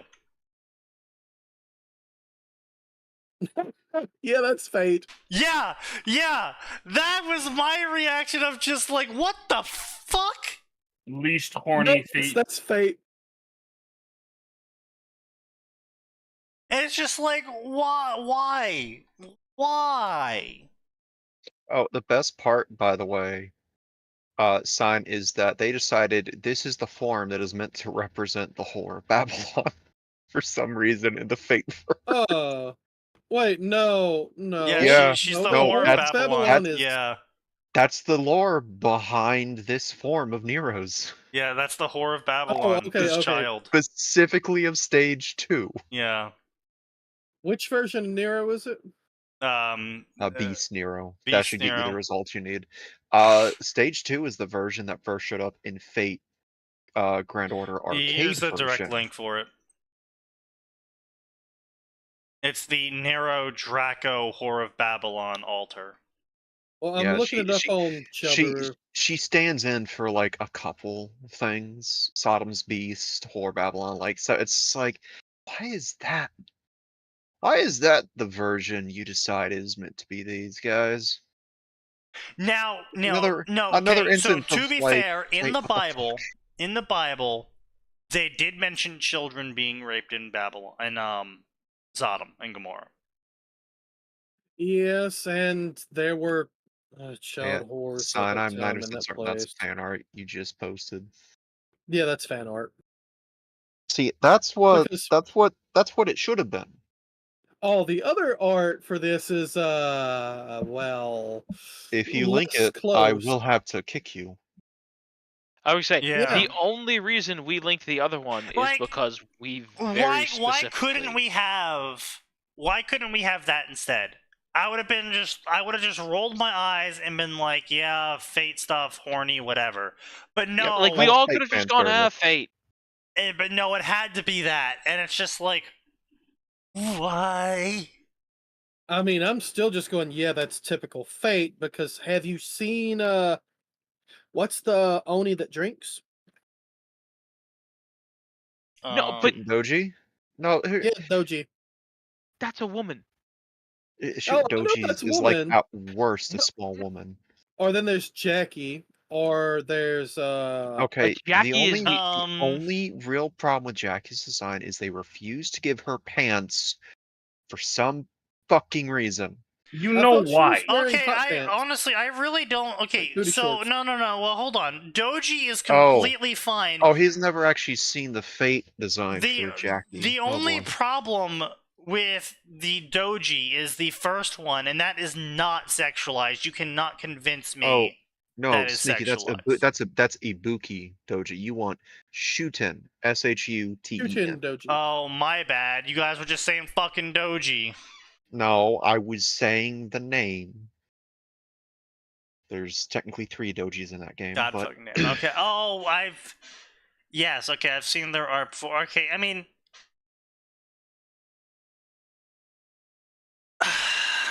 that one falls in the really weird thing of like It doesn't I don't- feel like a kid. She's not a kid. That's what I'm saying. It doesn't feel. It doesn't give off the feeling of a kid. I'm Okay, not a that fan one- of the Talking about the more body. dragon one. Yeah, I'm not a fan of the body because it can be very easily kid-like, but she doesn't give off the feeling of a kid. They're technically kind of sort of the same person. Of Are who? you talking about Shuten versus Ibuki? Kyutin. Yeah, I think one's like an alter version or some weird shit. No, they're separate beings. At least in Fate. I don't know the lore behind the dojis Ibaraki isn't that bad. personally. Ibaraki's the blonde, right? Yeah. Yeah, Ibaraki is mentally the brat of the 3 who has a major sweet tooth. But yeah, I mean, But, honestly, the Shuden Doji is only bad if you don't depict her as mature. Oh, okay. Yeah, I looked up Jackie. No, she's wearing a thong. Yes. Yeah. There's Yeah. a reason I that thought Fate it was Grand booty Order shorts. fans went on a small crusade, one of many, against Fate Grand Order Arcade, because Arcade actually gave her a costume where she finally was wearing pants. I'm And sorry, that made what? them angry. Oh yeah, Jackie finally got a pair of pants, but it's only in Arcade. I don't think you understand, son. I've never met a Jackie fan who, like, lewds the child. They're always very protective of the character. She still needs pants. And Hmm. that's their biggest concern is they won't give her pants. They're very mad about it. Like, Legitimately, some of the most liked like artwork Jackie I as a saw on the character. Fate Go subreddit for a while were artists that were like, "Look, I gave her." Behold, pants. There's a reason that while I do like the character, Yeah. she stays in First Ascension for a reason. Yeah. Yeah. Well, I mean, it's Fate, so what did you expect? Nasu to not be a fucking horny little idiot, but you To know. give children proper clothing. Yes. Nasu, I I'm gonna fuck Rin until she pisses herself okay. to not be horny. We don't talk about that scene. Ren is at least like 17 at the absolute Yeah, worst, yeah, which that's is fair, still uncomfortable to say. Well, But I mean, he's it's still completely very fine for horny Shiro there. to say because he's also 17. Yes, that's fine for Shiro. Yeah, okay, yeah. So, a little sneak peek into the lore of Fate series is that in the original Fate Stay Night visual novel that was released, Shiro actually has a lot to say about everything happening in the series. He has a personality. Unlike with the anime, I hate it when that QQ story shows up. Unfortunately, the QQ story is very accurate. The anime removed hours worth of Shiro's monologue. It made him milk toast. The It the sanitized him. shit Shiro said in the original visual novel was some fucking wild shit, like the phrase, "I want to rail Rin until she pisses herself." And then there's the whole 15 minutes but of that was, jackhammering I'm later. 90% certain that was in the middle of one of the sex scenes, so they Yeah. can't exactly have that in the anime unless they want to make a couple extra episodes under the table. Yeah. Which they should totally do. But they did also remove a lot of his commentary about the shit that was going on. Yeah, they did. Honestly, I give some credit to the UDW animation for managing to retain some of Shiro's characterization, if not all of it. Yeah. The Dean Uh, animation Why a was shit. bridge is superior. The Dean animation is unique. And it tried to do all three routes and its own thing. And it did nothing right Nothing. except for making Gilgamesh an appropriate badass, Yeah. Ooh. from what I remember. Yeah. Oof. Also, they did the thing where Archer solos Hercules and, actually puts up a good fight, I think. But, yeah, the Dean animation's rough. I would not recommend going to it. Was Unless that the you're just original one? out of the original animation, yes. I would I- not That's what I recommend it unless you're out of Fate animation to watch. Listen. There are so only go there after there's so much stuff to get through. Listen, you should do things like the El Malloy case files, Fate. What was the one they just put out? Fate Grand Fake, Strange Fate? No, Strange Fake. Strange Fake. Yeah, I need to track that down. yeah. Like It's one that's of the few times where not only do we get to see Gilgamesh with a genuine smile, we get to see him with a genuine smile because he's fighting his best friend in the whole fucking world. And then buddy. there are things I'm like gonna punch you in Tsukihima. the face. Yep. That was their greeting in Fate Strange Fake. Hey, it's been centuries. Let's punch each other in the face until we fall over. Like, hey, what's up, brother? People die when they're Punch. killed. Yeah, that's Shonen Pro tags. Also, I hate that they removed the full context of that scene because in the visual novel, in context, it makes perfect sense because he's like, no, seriously, I should be dead. Even with People are supposed to your die when they're healing, killed. even with the healing you did, I should have died. Also, UFO table destroying their budget? Incorrect. UFO table did tax evasion. Yes. They did destroy their yes. budget. They're not destroying their budget, they're just committing a little bit of evasion. Just a wee bit of evasion. I do Don't worry about appreciate. it. I do appreciate that the United States system of healthcare has tax evasion included into it. Yeah. Oh, okay. Did you not know The about United that? States tax system has theft included in it. Yes. UFO Well- tables tax evasion was saved by adapting Kimetsu no Yaiba. Yes. Remember, Which one was that? Yeah. it's not Demon just Slayer. Demon theft. Slayer. Oh, right. I would say, remember, the U.S. system doesn't just have theft built in; it has general crime built in. Yeah. Yes. Like you can report on your taxes, I got these gains from crime, so don't tax me. They're gonna be all, okay, well, we're not gonna report the crime because you're paying taxes. Yeah, no, it's we would rather if you made $2 million on cocaine, we want our cut. We don't Yeah. care. We just want our cut. Also, don't worry. Because you told us on your tax form how you got this, we can't use this in a court of law against you. Yeah. Well, And we won't report Okay. it to other departments, which is the important part. Just It's, right on your, it's I so mean, funny. right on your there's- fucking tax form. yeah. I have sold at least 13 pounds of cocaine per day. You cannot harm me. But no, it's funny shit though. It's funny shit because you guys are aware of how hospitals work, right? What do you mean? Okay, so Hmm. you go to the hospital, you get a bill for like $100K.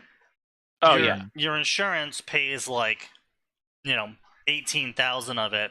You pay like 200 of it, and then the hospital writes off the rest of it as a loss on their taxes. Unless they don't, and they try to go after you for it. Oh. It's just tax evasion. Because a lot of times they will try to go after you for it to get as much from you as they can get. Sure, and then you can legally tell them to fuck off if the insurance paid them. You know, that makes a lot of sense. Also, I loved how we got to this point starting with a really stupid tweet saying something really stupid about age. Yeah, and you know what Killionaire does bring up a Jesus. good point, is that a lot of people don't understand the loss system that has everything built into it with the hospital taxes and all that fun stuff and whatever. People don't know that shit, and so they pay off the remaining bill, and they complain about the massive medical debt they're in. And it's like... Yeah, you're not wrong, but the system is set up nowadays so that they don't learn about it, and it goes out of their way. Oh, absolutely. No, I'm not saying like, oh, stupid people get fucked. I'm just saying it's like, yeah, no, a lot of people don't know about the fact that actually the amount you pay is the amount you pay, and they can't actually go after you for the rest of it. As long as your insurance company does the middleman negotiations, that's the end of it. Yeah, I mean, there's right. There is some more stuff in there that's important, like how people don't understand that part of the way that the U.S. stuff works is, oops, you put 1 point. Put 1 point. You paid a single cent of that debt. Yeah. You have that debt forever, kid. Yeah, you're assuming You've the debt. acknowledged that debt is yours. You've Yeah. assumed it. You have to pay it. Yeah. Yeah, like, you know what? Real quick, something they do not tell you at school, and they absolutely need to. You are not, unless you explicitly sign paperwork stating to the contrary, a family member's debt dies with them. Yes. Your brother went out. I'm just using a hypothetical example. Your brother went out and spent $10 million on cars and planes and died. That's not your problem. Well, I think if he leaves you, like, all right, so your parents had gambling debt or whatever, right? They leave you the house and their land and their will. In order to claim the house and the land, you also have to claim the debt, or you No. tell those to pay the debt in some states, I think. Nope. Only if the debt is owed to the state for unpaid taxes. Ah. Yeah. So if they rack up a ton of debt from loans, you can just tell the loan company to get fucked and they can't do anything. Yes. Now, like, important things to know there.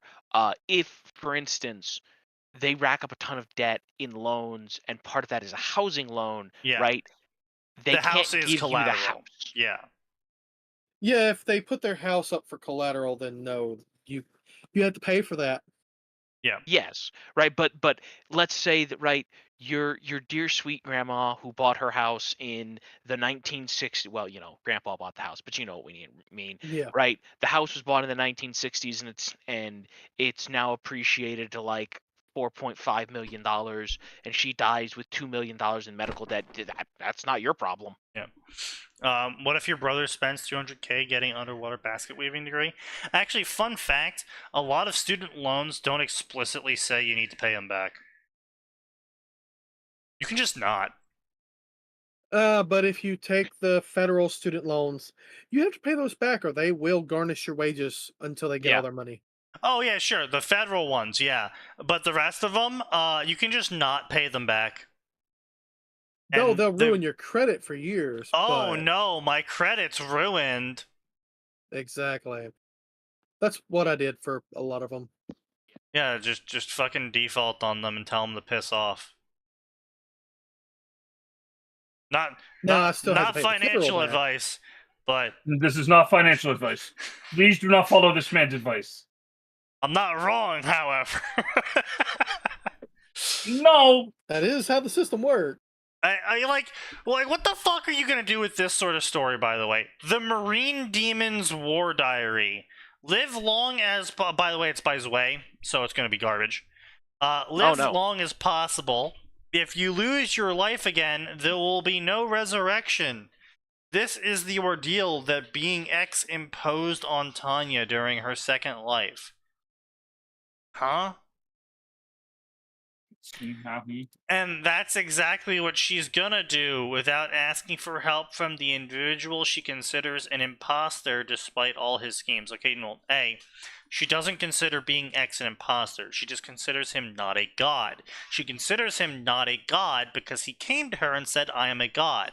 And her opinion is that I don't need to be told you are a god. I should just know you're a god if I see you.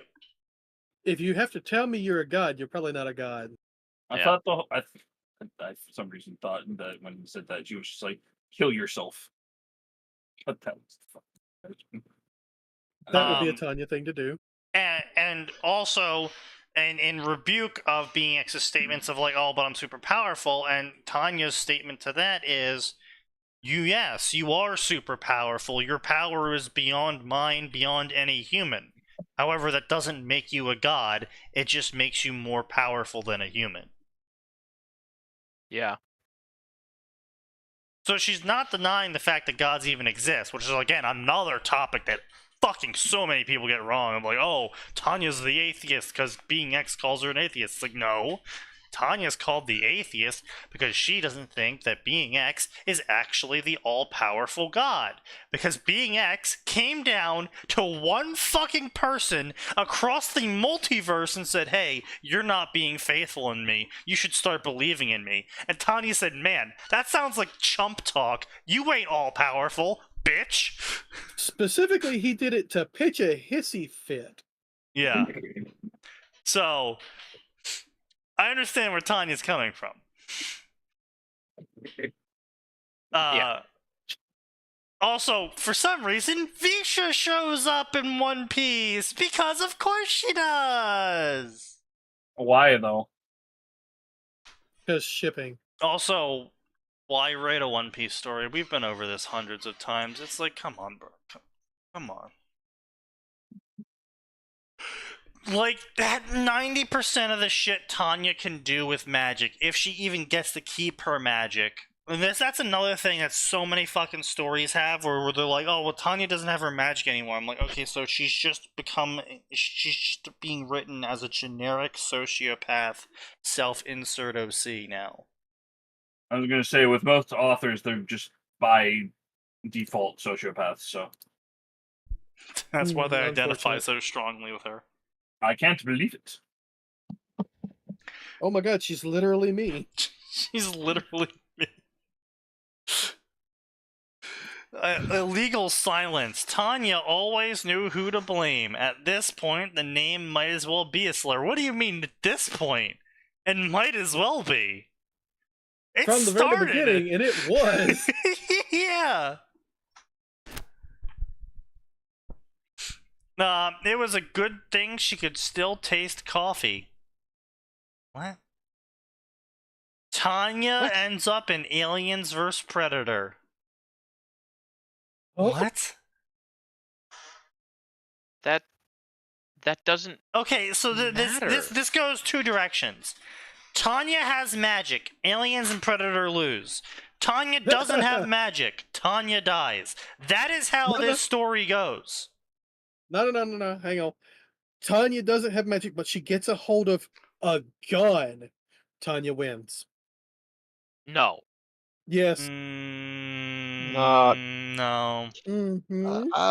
No. I'm gonna guess you've never watched an AVP movie. I have. You probably also never watched a Predator movie or an Aliens movie. I have. Okay, Are you sure? No, are you sure really about that? Sound like it, Sure. yeah, it doesn't sound like it, You fam. sure Yeah. about that one? I give her even odds, okay? If Not this is even slightly. More You give her a Tanya. gun, the Predator's Bro, just gonna be like, she- oh, that's a nice gun there. Yeah, it's Here's like, have you seen the casualty rate of people with guns in these movies? Yeah. Yo, bro, it's nice pretty shitty. Yo, bro, nice cock. Here's one. God fucking damn it. Wall-to-wall pickled cocks. I'm sorry, The I Predator shows tuned gun out. collection. What the shit? Pickled Predators cocks, apparently. Predator notices your gun. Ooh, what's this? Oh my god. Ironically, she has a more chance unarmed because the predators don't go after young girls. Yeah, the predators. Okay, so it's not young girls specifically. No, okay. The predators don't go after warriors because they don't think warriors are worth the sport of killing. You mean Oh, no, non you've you got mean warriors? the other way? Yeah, Not Yeah, non-warriors. Yeah. They don't go here's after here's the thing though, non-combatants. with Tanya, he might like see past it and go like, "Oh, a fair fight drops weapons hand to hand, me fucker."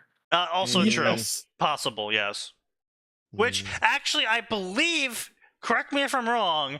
That is how one of the predators was killed one time, where the human was like, "Yo, bro, let's go, fisticuffs and knives, let's go," and the predator was like, "Fucking yeah, let's do this." I actually do think that's how Arnie killed it. It's been a while since I saw the original Predator. Yeah, he was just like he beat the shit out of it in the end, and then the predator self-destructed. I mean, it was a bunch of traps. No, I mean, Yes, there's The whole thing was that Arnie's character. No, I don't remember him getting in the fist fight. I remember the cool ass Native American dude being like, "Come the fuck at me," and surviving for a short time, and then having his spine ripped out because the predators are just stronger than what they capable of naturally. But I'm pretty sure it was mostly traps and some stabbing on Arnie's part at the end Like of the Arnie movie. had severely weakened it from all the traps and the stabbing and shit, and then he comes in with his fists, I think. Yeah, it's like, "You one ugly motherfucker." I'm fairly certain that's not how that went down. A character It's did been a go while at it since I've with seen his it. fists. I don't think it was Arnold. I could be mistaken. I could be misremembering. You know what? There's a clear answer to this. We Bring all up the need to movie. go and we need to watch Predator and then reconvene on Friday after we've all watched Predator again. No. Oh no. But as the predators have been built in the lore, if you prove to the predator that you were more than just prey, it would theoretically fight you in a fair, honorable manner, air quotes, air quotes, air quotes. And if you beat one, they sometimes make you an honorary predator. Yelcha, whatever they call themselves. Not even that. If you just prove yourself. That was Yeah, if you prove that was a yourself. big turning point in like AV. Yeah, it's AVP where the humans killed some of the aliens and they're like, "Oh, respect." Yeah, and then whichever one was in Antarctica, was that the second one? Yes, I think so. Yeah, where she just straight up is like, "All right, fine." Stabs the alien and saves her. Just like, "Okay. All right. I'm going to set you up with a shield now, and you're going to get an honorary branding because you helped in this hunt." It's like, damn. Or Predator 2, where the chief just walks over to Danny Glover and is like, "Here, good job, kid." It's like, this is a pistol from the 1800s. Oh, dear God. Oh no. Predator's just like, "Yo, pistols at dawn, fucker. Let's go." But yeah, so And then there's the mech suit. as far as it goes, Tanya would honestly probably have a better chance of living longer if she didn't have a gun. Against the Yeah, Predator. that stands to reason.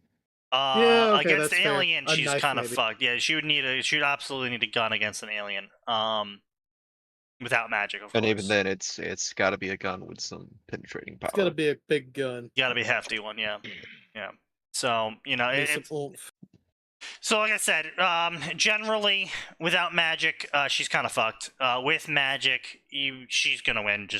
She's just gonna win. It's not even This is fucking why I'm competition. doing. I think the only way she wouldn't win is if she somehow got dropped into the worst case scenario of the aliens have set up 2 breeding grounds. And you can't fight. Ooh. No, That she was would. that was one of the stakes of one of the AVP movies of like, why is the predator here? Oh, because he's trying to prevent the breeding ground from getting started because it's been a while since they checked up on this one. Yeah. I mean, in that case, couldn't it be like, I don't know if this was ever talked about. Is there any chance like you could go, hey, we know what's going on, we can help? You have to again. We've established this. You have to prove yourself to the predator because they pretty much view everyone that's not them as either As prey. pretty prey much. or could be prey or not worth even being prey. Yeah, it's pretty binary. It's you're a good fight, you're Trinary. not a good fight. It's Or you're somebody Well, who I 'cause won't fight it's beside me. My gender trinary. is good fight, bad fight. Yeah, basically, but it's trinary because there is What are you they, are orcs? equal to me, you are also a warrior, I will fight you on equal terms. Then there is you are prey, I will use all of my technology to kill you and hunt you. And then there is you're not even prey, you're not worth killing. Well, no, hang on. There's the fourth option of, okay, you're a badass, and I want you fighting beside me. That's warrior. So the That's ally is an well, option. that goes under warrior. the equal. yeah. Yeah. That's the same branch because the predators fight each other too. And now I'm just remembering that while Frequently. the AVP movies are not good story-wise, goddamn, are they just dumb fun. Yeah, they're just Turn off dumb your brain fun. and watch 'em. Yeah, they're just stupid. The Devil Princess of Britannia. That's right, a Code Geass Tanya story. Killed Especially on the hoping battlefield, not Tanya us is to given one last chance by being thrown into the world where power of a king is absolute. Yeah, I'm sorry. No. I was gonna say fucking Bretonia for a second. What do you mean, no? I mean, listen, I would love to see Tanya blowing up the Lady of the Lake. Can we have her blow up Archeon with a massive amount of artillery, please? Oh, Jesus Christ. Apparently But this no. bro doesn't know what grammar is. Alright, let's see it. Like, Tanya in Code Geass would work. Oh, It could work. Code what? geese. Aw. Geass. Geass. Code Good, gas. because for a second I thought you Yes. said Code Geass, which is a He very did. different anime. No, Yes, he's I know what he Code said, Geass. Max. I'd like to see the anime called Code Geass. Code Geese. It's all about But- being predictable. No, it's Geese, Code Geass, guys, it's Code Lyoko, Geass. but all geese. Oh, no. thank you, Predictable. Fish. It's one of those fucking you know, it's one of those just annoying fucking Celtic words. You're like, how am I supposed to Yes. even approach this? Yeah. Yes. Technically, it should be Code Ah, Geass. yes, here we go. I think localized they pronounced See? it Code geese. Eos. Oh, yes. I love that. That episode was great. Except it was the cat that stole his helmet. Yeah, but I'm sorry. What is that on Tumblr? Hang on a minute. Code geese. Get the fuck out. God damn it. Oh, god damn it. Oh, that one's awful. Yeah, Oh, like it's great. it's like you can see the fucking cutout of the picture Oh, they yeah. used. Yeah. Yes. Also, I might randomly drop out. We got a severe thunderstorm Oh. moving through. Woo! God. I'll trade you. Hmm. I'll take that storm if you take his heat. Ha! Joke's on you Bitch, guys. I I'm in get the both. south. I still have to deal with it. Oh, fuck off, Sneaky. I'm having to deal with both as well. Yeah. It was fucking 90 today, and the air conditioning in my car broke. oh, Oh, Yeah. suffering. Welcome to my vehicle. condolences. All it does is blow hot air on me. I'm like, this is terrible. I hate it. Roll them windows down.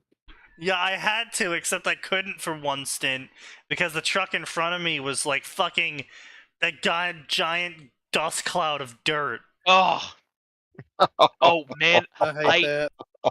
I couldn't even have like my AC going for part of my trip home, and I couldn't have the windows down either because they were doing it's construction season in Chicago, and they were putting down fresh tar So every day? on the yes, they were putting down fresh tar on the other side of the road. And that shit reeks.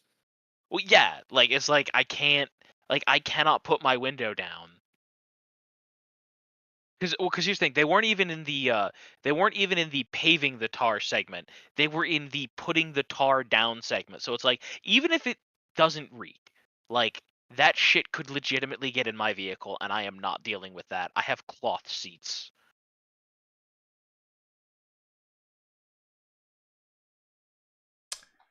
That sounds like a skill Yeah, issue. it's rough. Listen. In the winter and like when I can have the air conditioning on, cloth seats are fantastic. You know, they do not become the surface of the sun when I touch them after being out in the 90-degree heat all morning. I mean, yeah. I mean, I have cloth seats too, except my cloth seats are disintegrating because they're 13 years old. That sounds like a personal problem. It is. Well, it could be like What what I got in last God's night. name When I did you went to just get food. send? What did he send you? A story in 2 parts. Oh What no. the fuck is this caption? You did not start like Nope, they did. Yeah! Yeah! Oh, come on. Share with the class, Sneaky. Alright, fine.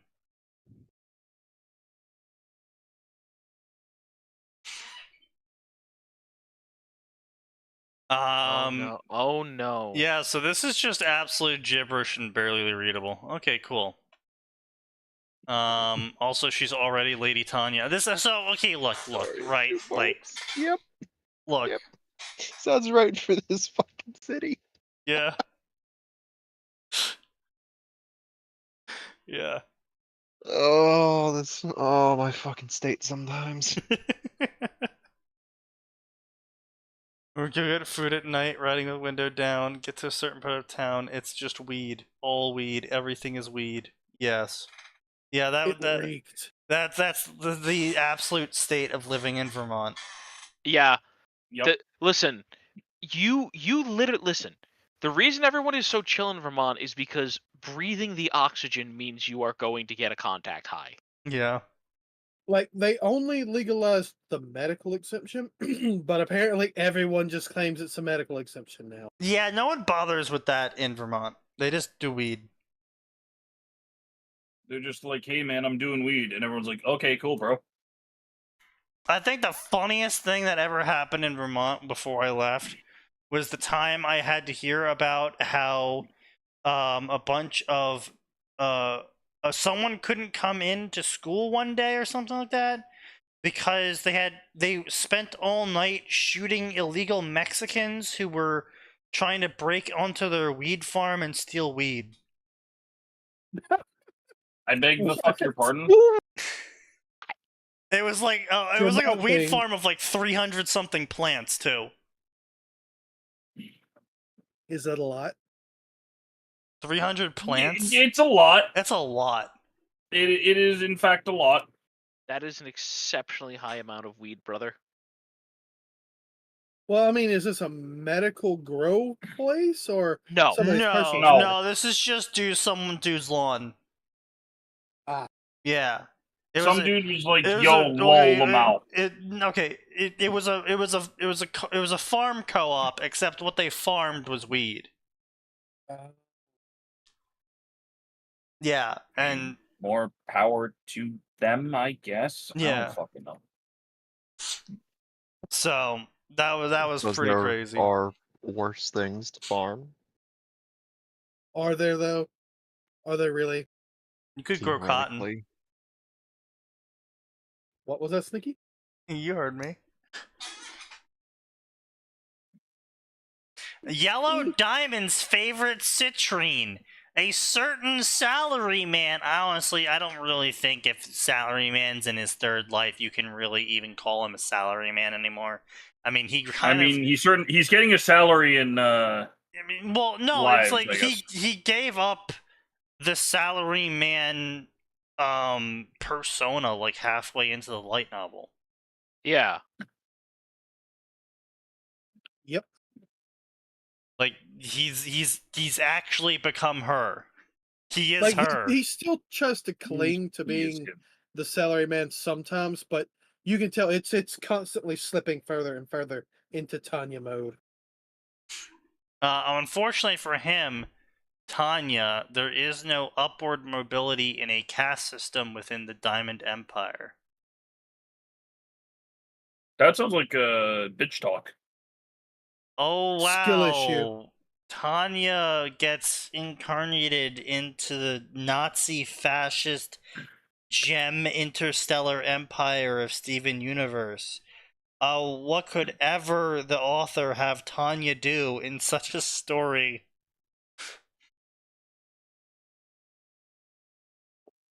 I couldn't tell you, Chief. Where they practice gem eugenics. Couldn't tell you, Chief. I'm sorry. Yeah, don't worry Yeah, about that's it. a thing. Yeah, half-breed gems are looked down on. Yeah. And I'm not talking about half-breed gems of gem and human, which are also looked down on and regularly killed. But I'm talking about half-breed gems of like, oh, this topaz fucked a ruby. Disgraceful. Yeah. I think you're confusing that for fusions, if I remember correctly. Bro. I don't fucking remember. They fuse by fucking. They fuck by fusing. Fusing for gems is having sex. Oh, right. That's what they did. That's why the entire thing with the boy fusing with the gems is. And the boy forcefully fusing with that 12-year-old girl. And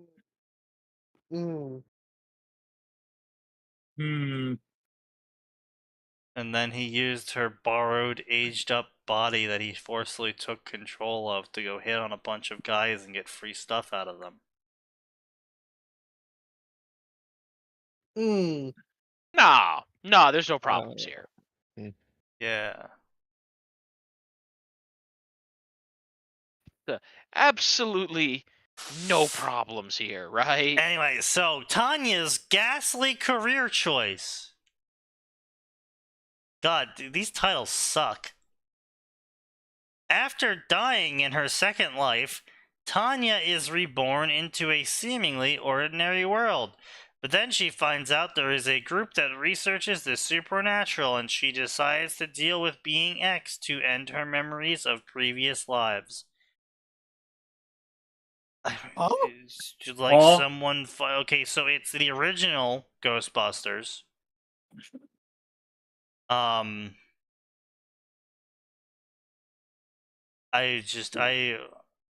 that work? Yeah, I'm not really sure how that's gonna work. Reason number 936 why I won't watch Steven Universe. Imagine watching Steven Universe. Wait, you mean you're not interested in pedophilia, rape, being glorified, interbreeding mixed race couples being persecuted? Where's that coming from? Oh, yeah, there was a couple scenes in the show where they did forceful fusions on other gems to control them. And they either excused it by saying that the person doing it was hurt inside, or it was, the moment was right for it, and they had to do it. I'm gonna be real, I didn't pay much attention to that show for a reason. Yeah, well, I mean, I watched the ER takedown of the show. which has Okay, been but why, though? removed because I thought it was fucking hilarious, and it was. Unfortunately, it's been kind of purged from the internet because the Steven Universe fans were not happy with that. Didn't the guy who Tumblr wrote people weren't happy with being called out? Wow. Yeah.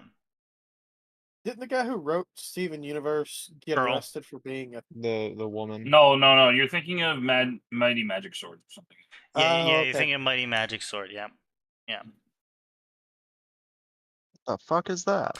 Mighty Magic Sword is a show that replaced Adventure Time on the roster in Cartoon Network. It was shamelessly ripping off Slayers, and nobody cared except for like one time. Yeah, and turns out he had 16 terabytes of child porn, real child porn, on his computer. Actually, according to the internet and the news outlets, he only had 6. The news outlet said I'm 16. getting dinner. That's still 6 too many. Yeah. I would argue it's 7 too many. And also, right before this moment, Chris Tyson, the Mr. Beast friend, just ended their friendship with Cartoon Network. Oh yeah. Chris Tyson, the one that's currently being accused of grooming minors. Yes. Mm-hmm. Yeah. Yeah. Anyway, dinner. So that's not exactly a. The one that everyone's like, oh, you just hate them because they're trans. Like, no, I hate them because I got to see 2 tweets from their past that no one called them out on before, and Yeah. No, it just Yeah. happens that these things tend to coincide a whole lot, and I'm starting to see patterns. Yeah, well, so it gets even worse. So there was an hour-long part 1 video made by an ex-Mr. Beast employee that just got posted recently. By The recently. fucking part I 1. sat down and Yeah. watched it. Yeah. It was pretty informative, and Yeah. I'm real annoyed at people who are dismissing, like, well, if you thought it was real, you were stupid. It's like, except that he made the claims that none of the videos were fake. In fact, Sneaky, I Yeah. got to listen to a certain famous WoW streamer's 1 hour 47-minute take on it, Yeah. and it's amazing how easy it is to forget that he might be an actual sociopath with some of his takes. Yes, he is. He is Because absolutely. he couldn't get it through his brain that the reason people were mad is because Mr. Beast was abusing his authority over being a children's channel and children-aimed entertainment. Yeah. It's like the problem isn't that he's advertising to kids. The problem is that he's abusing the authority that comes with advertising to kids. Yeah, and what the guy said in that video of being like, yeah, there's a lot of people in Mr. Beast's team that are child inclined because a big part of the Mr. Beast advertising method is to abuse and manipulate children, which just so happens to attract a certain demographic of people interested in doing such things.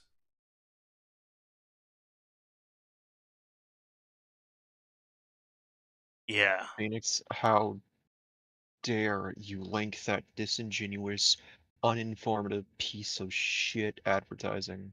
That in this was server? that was some wild. I was Yeah. the only positive thing about that fucking 40-second ad, Sneaky, is it sent me on a 20-minute research mission. I'm like, wow, this guy's fucking cool. Why don't we talk about this dude? Well, it's the same And, reason we don't talk about Nikola Tesla. Because it's not as interesting. Well, because Also, it paints Edison in a not so great light. Oh, there's that too. Which Wait, why don't we talk mean- about that? Because Edison so- stole all of Tesla's stuff. Yeah, so basically, Edison did a lot of the groundwork for almost all of the inventions that Edison was claimed to have come up with, and Edison then fired Tesla like 75% into the project after he basically did everything already. yeah. I know, I understand that. I thought I was saying more. I thought that was already common knowledge that he. It is absolutely not common knowledge. It is It's like not one common of the knowledge. most buried things about Edison possible. Oh, yeah. People that bring it up are people who went researching past what middle school taught you about the light bulb. Like, even Not a lot of the people- I Edison see. Museum doesn't bring that shit up. Well, I mean, why would they? Because they're supposed to teach about the history of Edison. Yeah, but that's Yeah. history we don't want to talk about. Yeah. So Yeah, stealing like, inventions of yeah. double black people. Sort of, not really, but... I'm not sure where X Tension's them getting out. that for. If Tension's got some sources, I'd love that. But so the guy I mentioned in this ad that I will not name. Yeah, First off, the ad is like so wrong. the light bulb was actually invented by this person, and I was like, I feel like we would talk about that if that were true. And I go look, it's like he didn't invent the light bulb. He didn't even invent the modern light bulb. He made a new process while working for Edison that improved the light bulb significantly. And he's credited for it if you know where to go look. And he did a lot of good while working for Edison at Edison's company. God, I still fucking hate the shit out of this so much. I can't believe K70 thinks L4 is a good author. What the fuck is this? Who? So, K70, one of Sign's most ardent supporters, likes L4 of the West, who is a notorious dog shit author. Their stories are very popular. Yeah, someone thinks L4 is a good author. Yeah, it's K70. Yeah. The author has decided to write Saga of Tanya the Runt, which is a Warhammer Tanya story, and where Tanya is a Primarch, and they couldn't even spell Primarch correctly. In the summary, Tanya Imagine is my in shock. Tanya is in 30K as Primarch, and they misspelled Primarch. Let me guess, they spelled it with an E. No, Primark. How? What? I would have forgiven spelling it with an E sooner than that. What the hell? 61 Bro? chapters, nearly 600,000 words. They have 1,666 favorites, and it's got like 4,000, 5,000 some follows on Space Battles. It is a dog shit fucking story. We covered their Tanya getting born into the Mandalorian faction story that they wrote, and that spurged out over.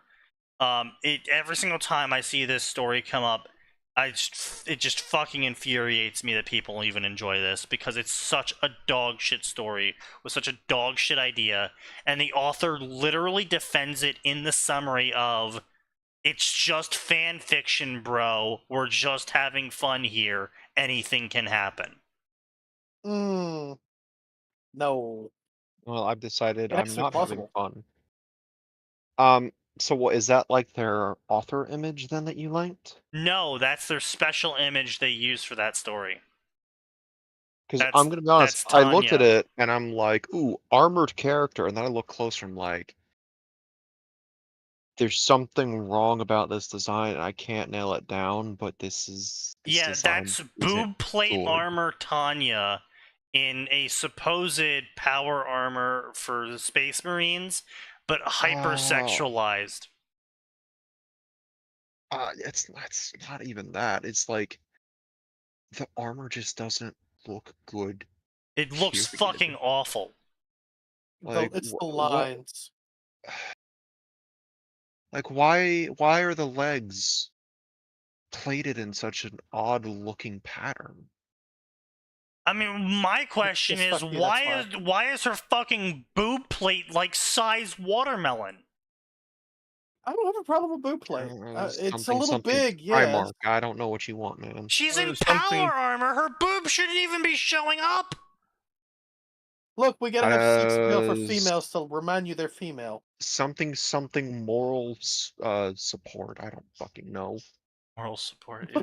It increases the morale of troops. I don't fucking know. What do you want? Something Sisters of I Battle. just literally hate all of it.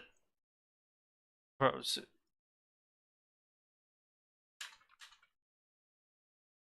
If I bring this up and there is a distinct lack of extreme boob plate, I'm banning you.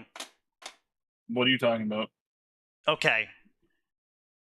That's fan art. Mhm. What?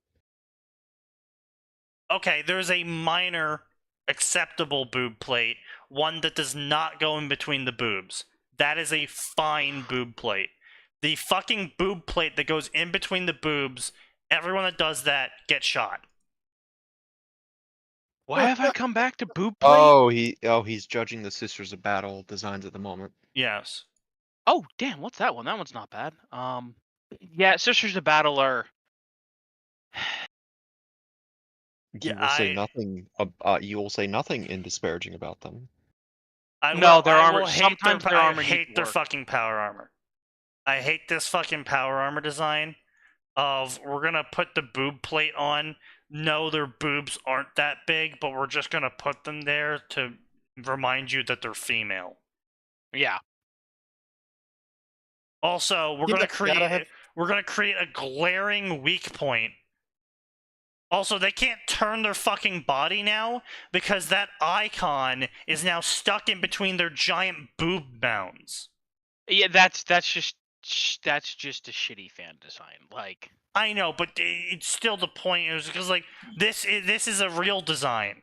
It's still fucking dog shit. I mean, it's a little bit more realistic, but and they actually had armor for women in the medieval era with plate.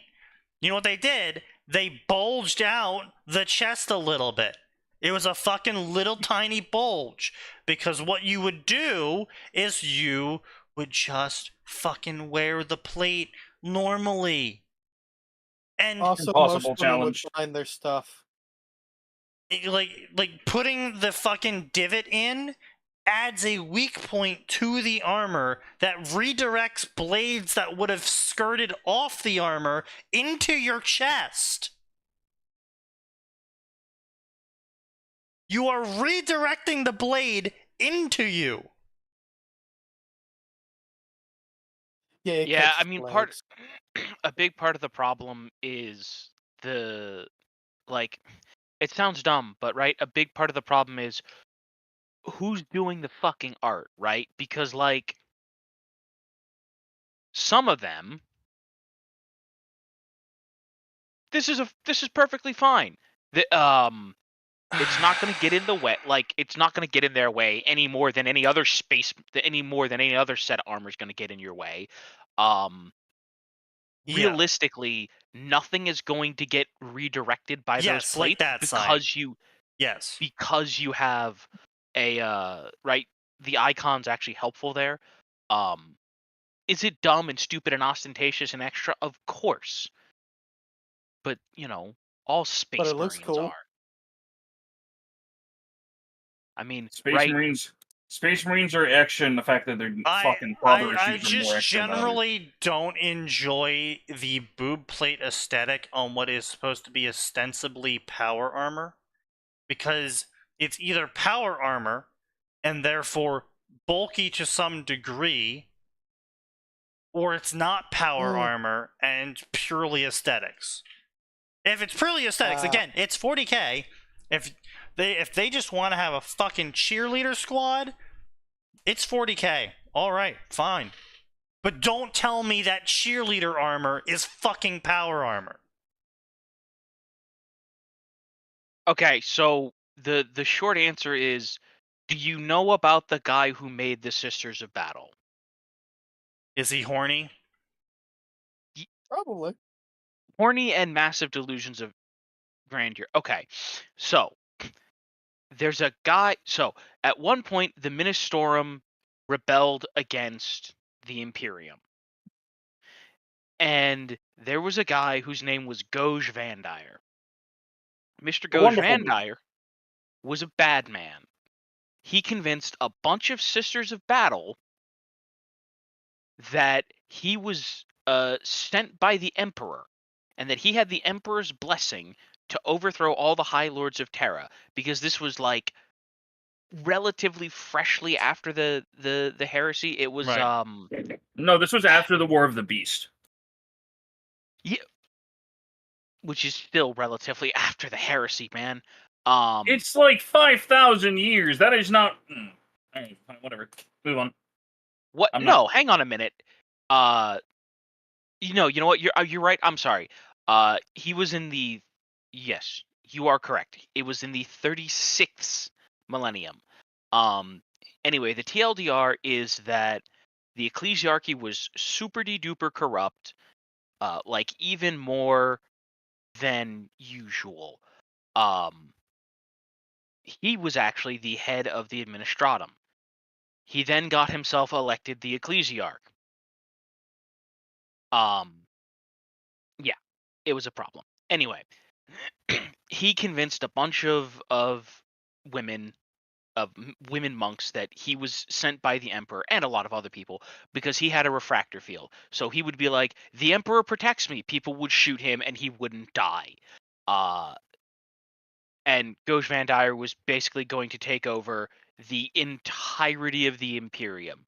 And he did in fact put the Sisters of Battle into horny power armor because he was horny. Okay. No. Okay, Sign, you can't say the Iron Man armor, it has boob plate, but it's also power armor. Iron Man armor runs off of fucking, what the hell is his name? Starkonium. Okay? Bullshitium. Yeah, it runs off of pure bullshitium. It's made of the after the 10 series. It's made of nanites. Yeah, it's supposed to be skin tight. It breaks all of the conventions of power armor, but it stays power armor because fuck you, I said it was. And in the Marvel universe, that is actually a reason. Yeah. Yeah. All right, that's fair. But we're in 40k land. We're in 40k land where they wanted super soldiers, and they got super soldiers by creating fucking walls of meat and then putting them into walls of steel. It's big and chunky, yes. And you're really gonna sit here and tell me that, we somehow managed to figure out power armor that can fit on a normal person and be basically super skin tight to the point where they need giant fucking boob plate, and we're not gonna put it anywhere else ever. We're not gonna spread that technology to anything. No, why would we do that? That sounds dumb. We only want it on our sexy ladies. Wait, what's going? Sorry, I had to leave for a second. What did I miss? I'm talking about how I don't believe that the armor is power armor in 40k because the armor is effectively we already know what power armor looks like in 40k. It's the Space Marine suits. And if you're really going to sit here and tell me that somehow they came up with cheaper, I mean, yes, not as effective, but cheaper still power armor, and they've managed to just outfit an entire millions of women with it, and we just don't put it on anything else. No, they I mean that is it. So first of all, there was essentially human-sized power armor before we got to the before we got to the Sisters of Battle. It went on a group called the Solar Auxilia, and it was called Void Armor, and it was not Space Marine power armor. However, it did improve their reflexes. It did give them enhanced strength, and it was proof against the vacuum of space, at least for like 15 or 20 minutes at a time, which is about roughly as long as Space Marine power armor is proof against it. Space Marines are just better equipped to survive that because they can do things like go into hibernation. So it's low tier power armor. Yes. It's still big and still bulky and still adds some massive amounts of mass to these characters. No. That is not. So that's Kazarkin armor. That is not Solar Auxilia armor. Hold on. Bro, this is solar pattern void armor. I don't know what to tell you. That's no. fucking Okay, bulky. no. That. Yes. That I was just saying you weren't looking at the right stuff. Yes, I'm not saying it's not bulky. It's definitely thinner and slimmer than Space Marine power armor. And the fact is, they can outfit millions of women with power armor because you got to remember the scale you're dealing with. No, I know. Imperial No, that's not my Guard- point. My point is that they're able to outfit the Sisters of Battle with this somehow super cheap, slim power armor. No, it's not. It's not cheap. The only thing, okay, the power armor that the Sister of Battles have is only worse than Space Marine power armor because there is less of it because it is on a smaller, unenhanced human frame. The actual technology behind it is literally just the Space Marine armor scaled down. Their armor is worse because there's less of it and they can't carry as much. So their and they armor can't would be as bulky then if it's operating off of the same principles as Yes, the Space it should Marine armor. be. That's It should my be, point. and you're right about that. That's but it's my not point. That's it's not strictly speaking inherently worse. right, but that's just my point. Is at the end of the day, what we should really have is a bunch of women running around in what effectively is this void armor. Yes.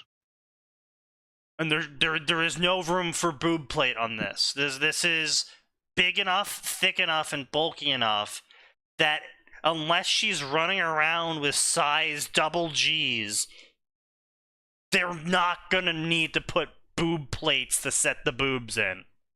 Yes. That it's always been a problem with 40K. This is why I like the Imperial Guard because Now, again, sorry, but I do want to say caveat onto all of this. If the lore is specifically that the person that invented the armor for the Sisters of Battle or redesigned it or whatever, right? Yeah. If the lore is that person was super fucking like horny and just wanted to see boob plate on a bunch of women, okay. Again, because 40K. I understand. Yeah, the TLDR of Goj Van Dyer is he ran the imperial bureaucracy, then he became the head of the ecclesiarchy. There's all kinds of stories in Warhammer 40,000 about members of the ecclesiarchy being sleazy fucking scumbags. Goj Van Dyer just happens to be the worst, and he is the whole reason that he is the just actual worst. Yeah.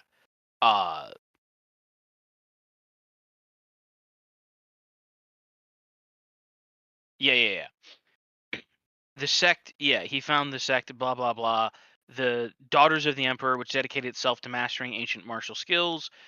Van Dyer's rage abated, and he decided he would grant them the honor of an ecclesiarchal visit. Like, right.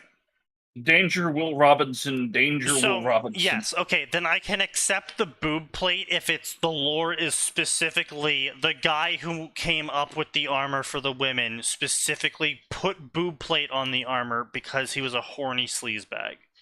That I will accept that. Yeah. Still doesn't make that armor good because apparently she's a 30K Primarch, which is before all of that. Oh my god, shut up. Author, just shut up. Which, by the way, they spelled Primarch incorrectly. Of course they did. Not the way you're thinking. This is why I like the Imperial Guards, because you know what they did? They came out with a great new sculpt for the Imperial Guard. Like, look, Games Workshop charges bullshit money. You shouldn't pay for it. I highly recommend going to either secondhand if you are absolutely dead set on having official models, which I know why some people are. Buy it off of eBay and stuff, or if you don't mind recasters, there are some excellent recasters out there that produce stuff that is functionally indistinguishable from Games Workshop. Like, people will almost never be able to tell. But it's a great set of sculpts. And you know what? You want to know what they finally did? What the Imperial Guard players have been asking for fucking years because we've had female them in heads. lore. Yeah, they gave us like I think it's like a set of I don't remember if it's 5 or 10 female heads. And I mean, okay, remember, this is a 25 millimeter sculpt, right? They're perfectly normal looking head, right? Of course, some of the faces are a little wonky because they're screaming or shouting or whatever, but it's no weirder than some of the male faces, right? But yeah, you take female head sculpt A, put it on Imperial Guard flak armor A. Yeah. Guess what? You have a female guardsman because she's wearing flak armor. Yes. And like that's always kind of been my point. Is I really do actually hate the over sexualized shit for the armors, and not just because of vulnerabilities and weaknesses. It's because it's just dumb. It's just dumb looking. Yeah. Like, okay, Right, chainmail bikini, fine, whatever. You want to be horny, all right, fine. But it's just, this plate. Can you be horny somewhere else, please? And people have made overreaction exaggerations of it, of like, oh, look at this armor. It's like it's plate mail for girls, but it's like 2 fucking bra cups. Yeah. That count as plate mail, and it's just like, yes, okay, we get it. Some very famous MMOs have very skimpy armor designs for the female characters. I understand that. However, that doesn't mean you have to keep doing it. Yeah, it's annoying. And like, again, Warhammer, like it does. This is the problem with a universe as big and overly complicated as 40K. Sometimes you have fantastic representation of strong independent female characters, right? There are lots of Inquisitors that do a fantastic job. And then sometimes you end up with people like Commissar Severina Rain, who, boy, she got a mini. She has like 3 books. She got a mini. I actually felt kind of bad. She got a mini. That mini had rules for like half an edition. Now she's out of print and she has no rules. Many such cases. Or like they're right. There's a new Imperial Guard. She's gonna be a captain soon. Minka Lensk, Lensk. I don't know how to say her name. Lensk. Yeah, but they, first of all, they did a good job of establishing her as a character, because we start with her on the fall of Cadia, and she gets promoted by virtue of just being lucky enough not to die when her bastion is overrun by chaos. That's literally what gets her promoted. And I'm like, all right, fine, it's Cadia. Shit's gone to hell. They gave her a mini. Again, they didn't give her rules, but they did give her a very nice sculpt. It really pissed me off. They're like, yeah, just use her as a replacement sergeant. I'm like, what do you mean use this cool-ass model as a replacement fucking sergeant? Just use her as a sergeant, dude. But I want special rules for the cool model. No, fuck you. They GW, we have a fucking monopoly. Kill yourself. The only thing that's a problem is they did the classic Games Workshop. Like, this is what we're supposed to have. This is who we're supposed to have. And this is the face that they gave. Like, I get it. It's an angry, screaming battle face, but guys, come on. This isn't even fucking close. God, this is not even remotely interesting. Also, Yeah, like... Yeah, like, that's the average response.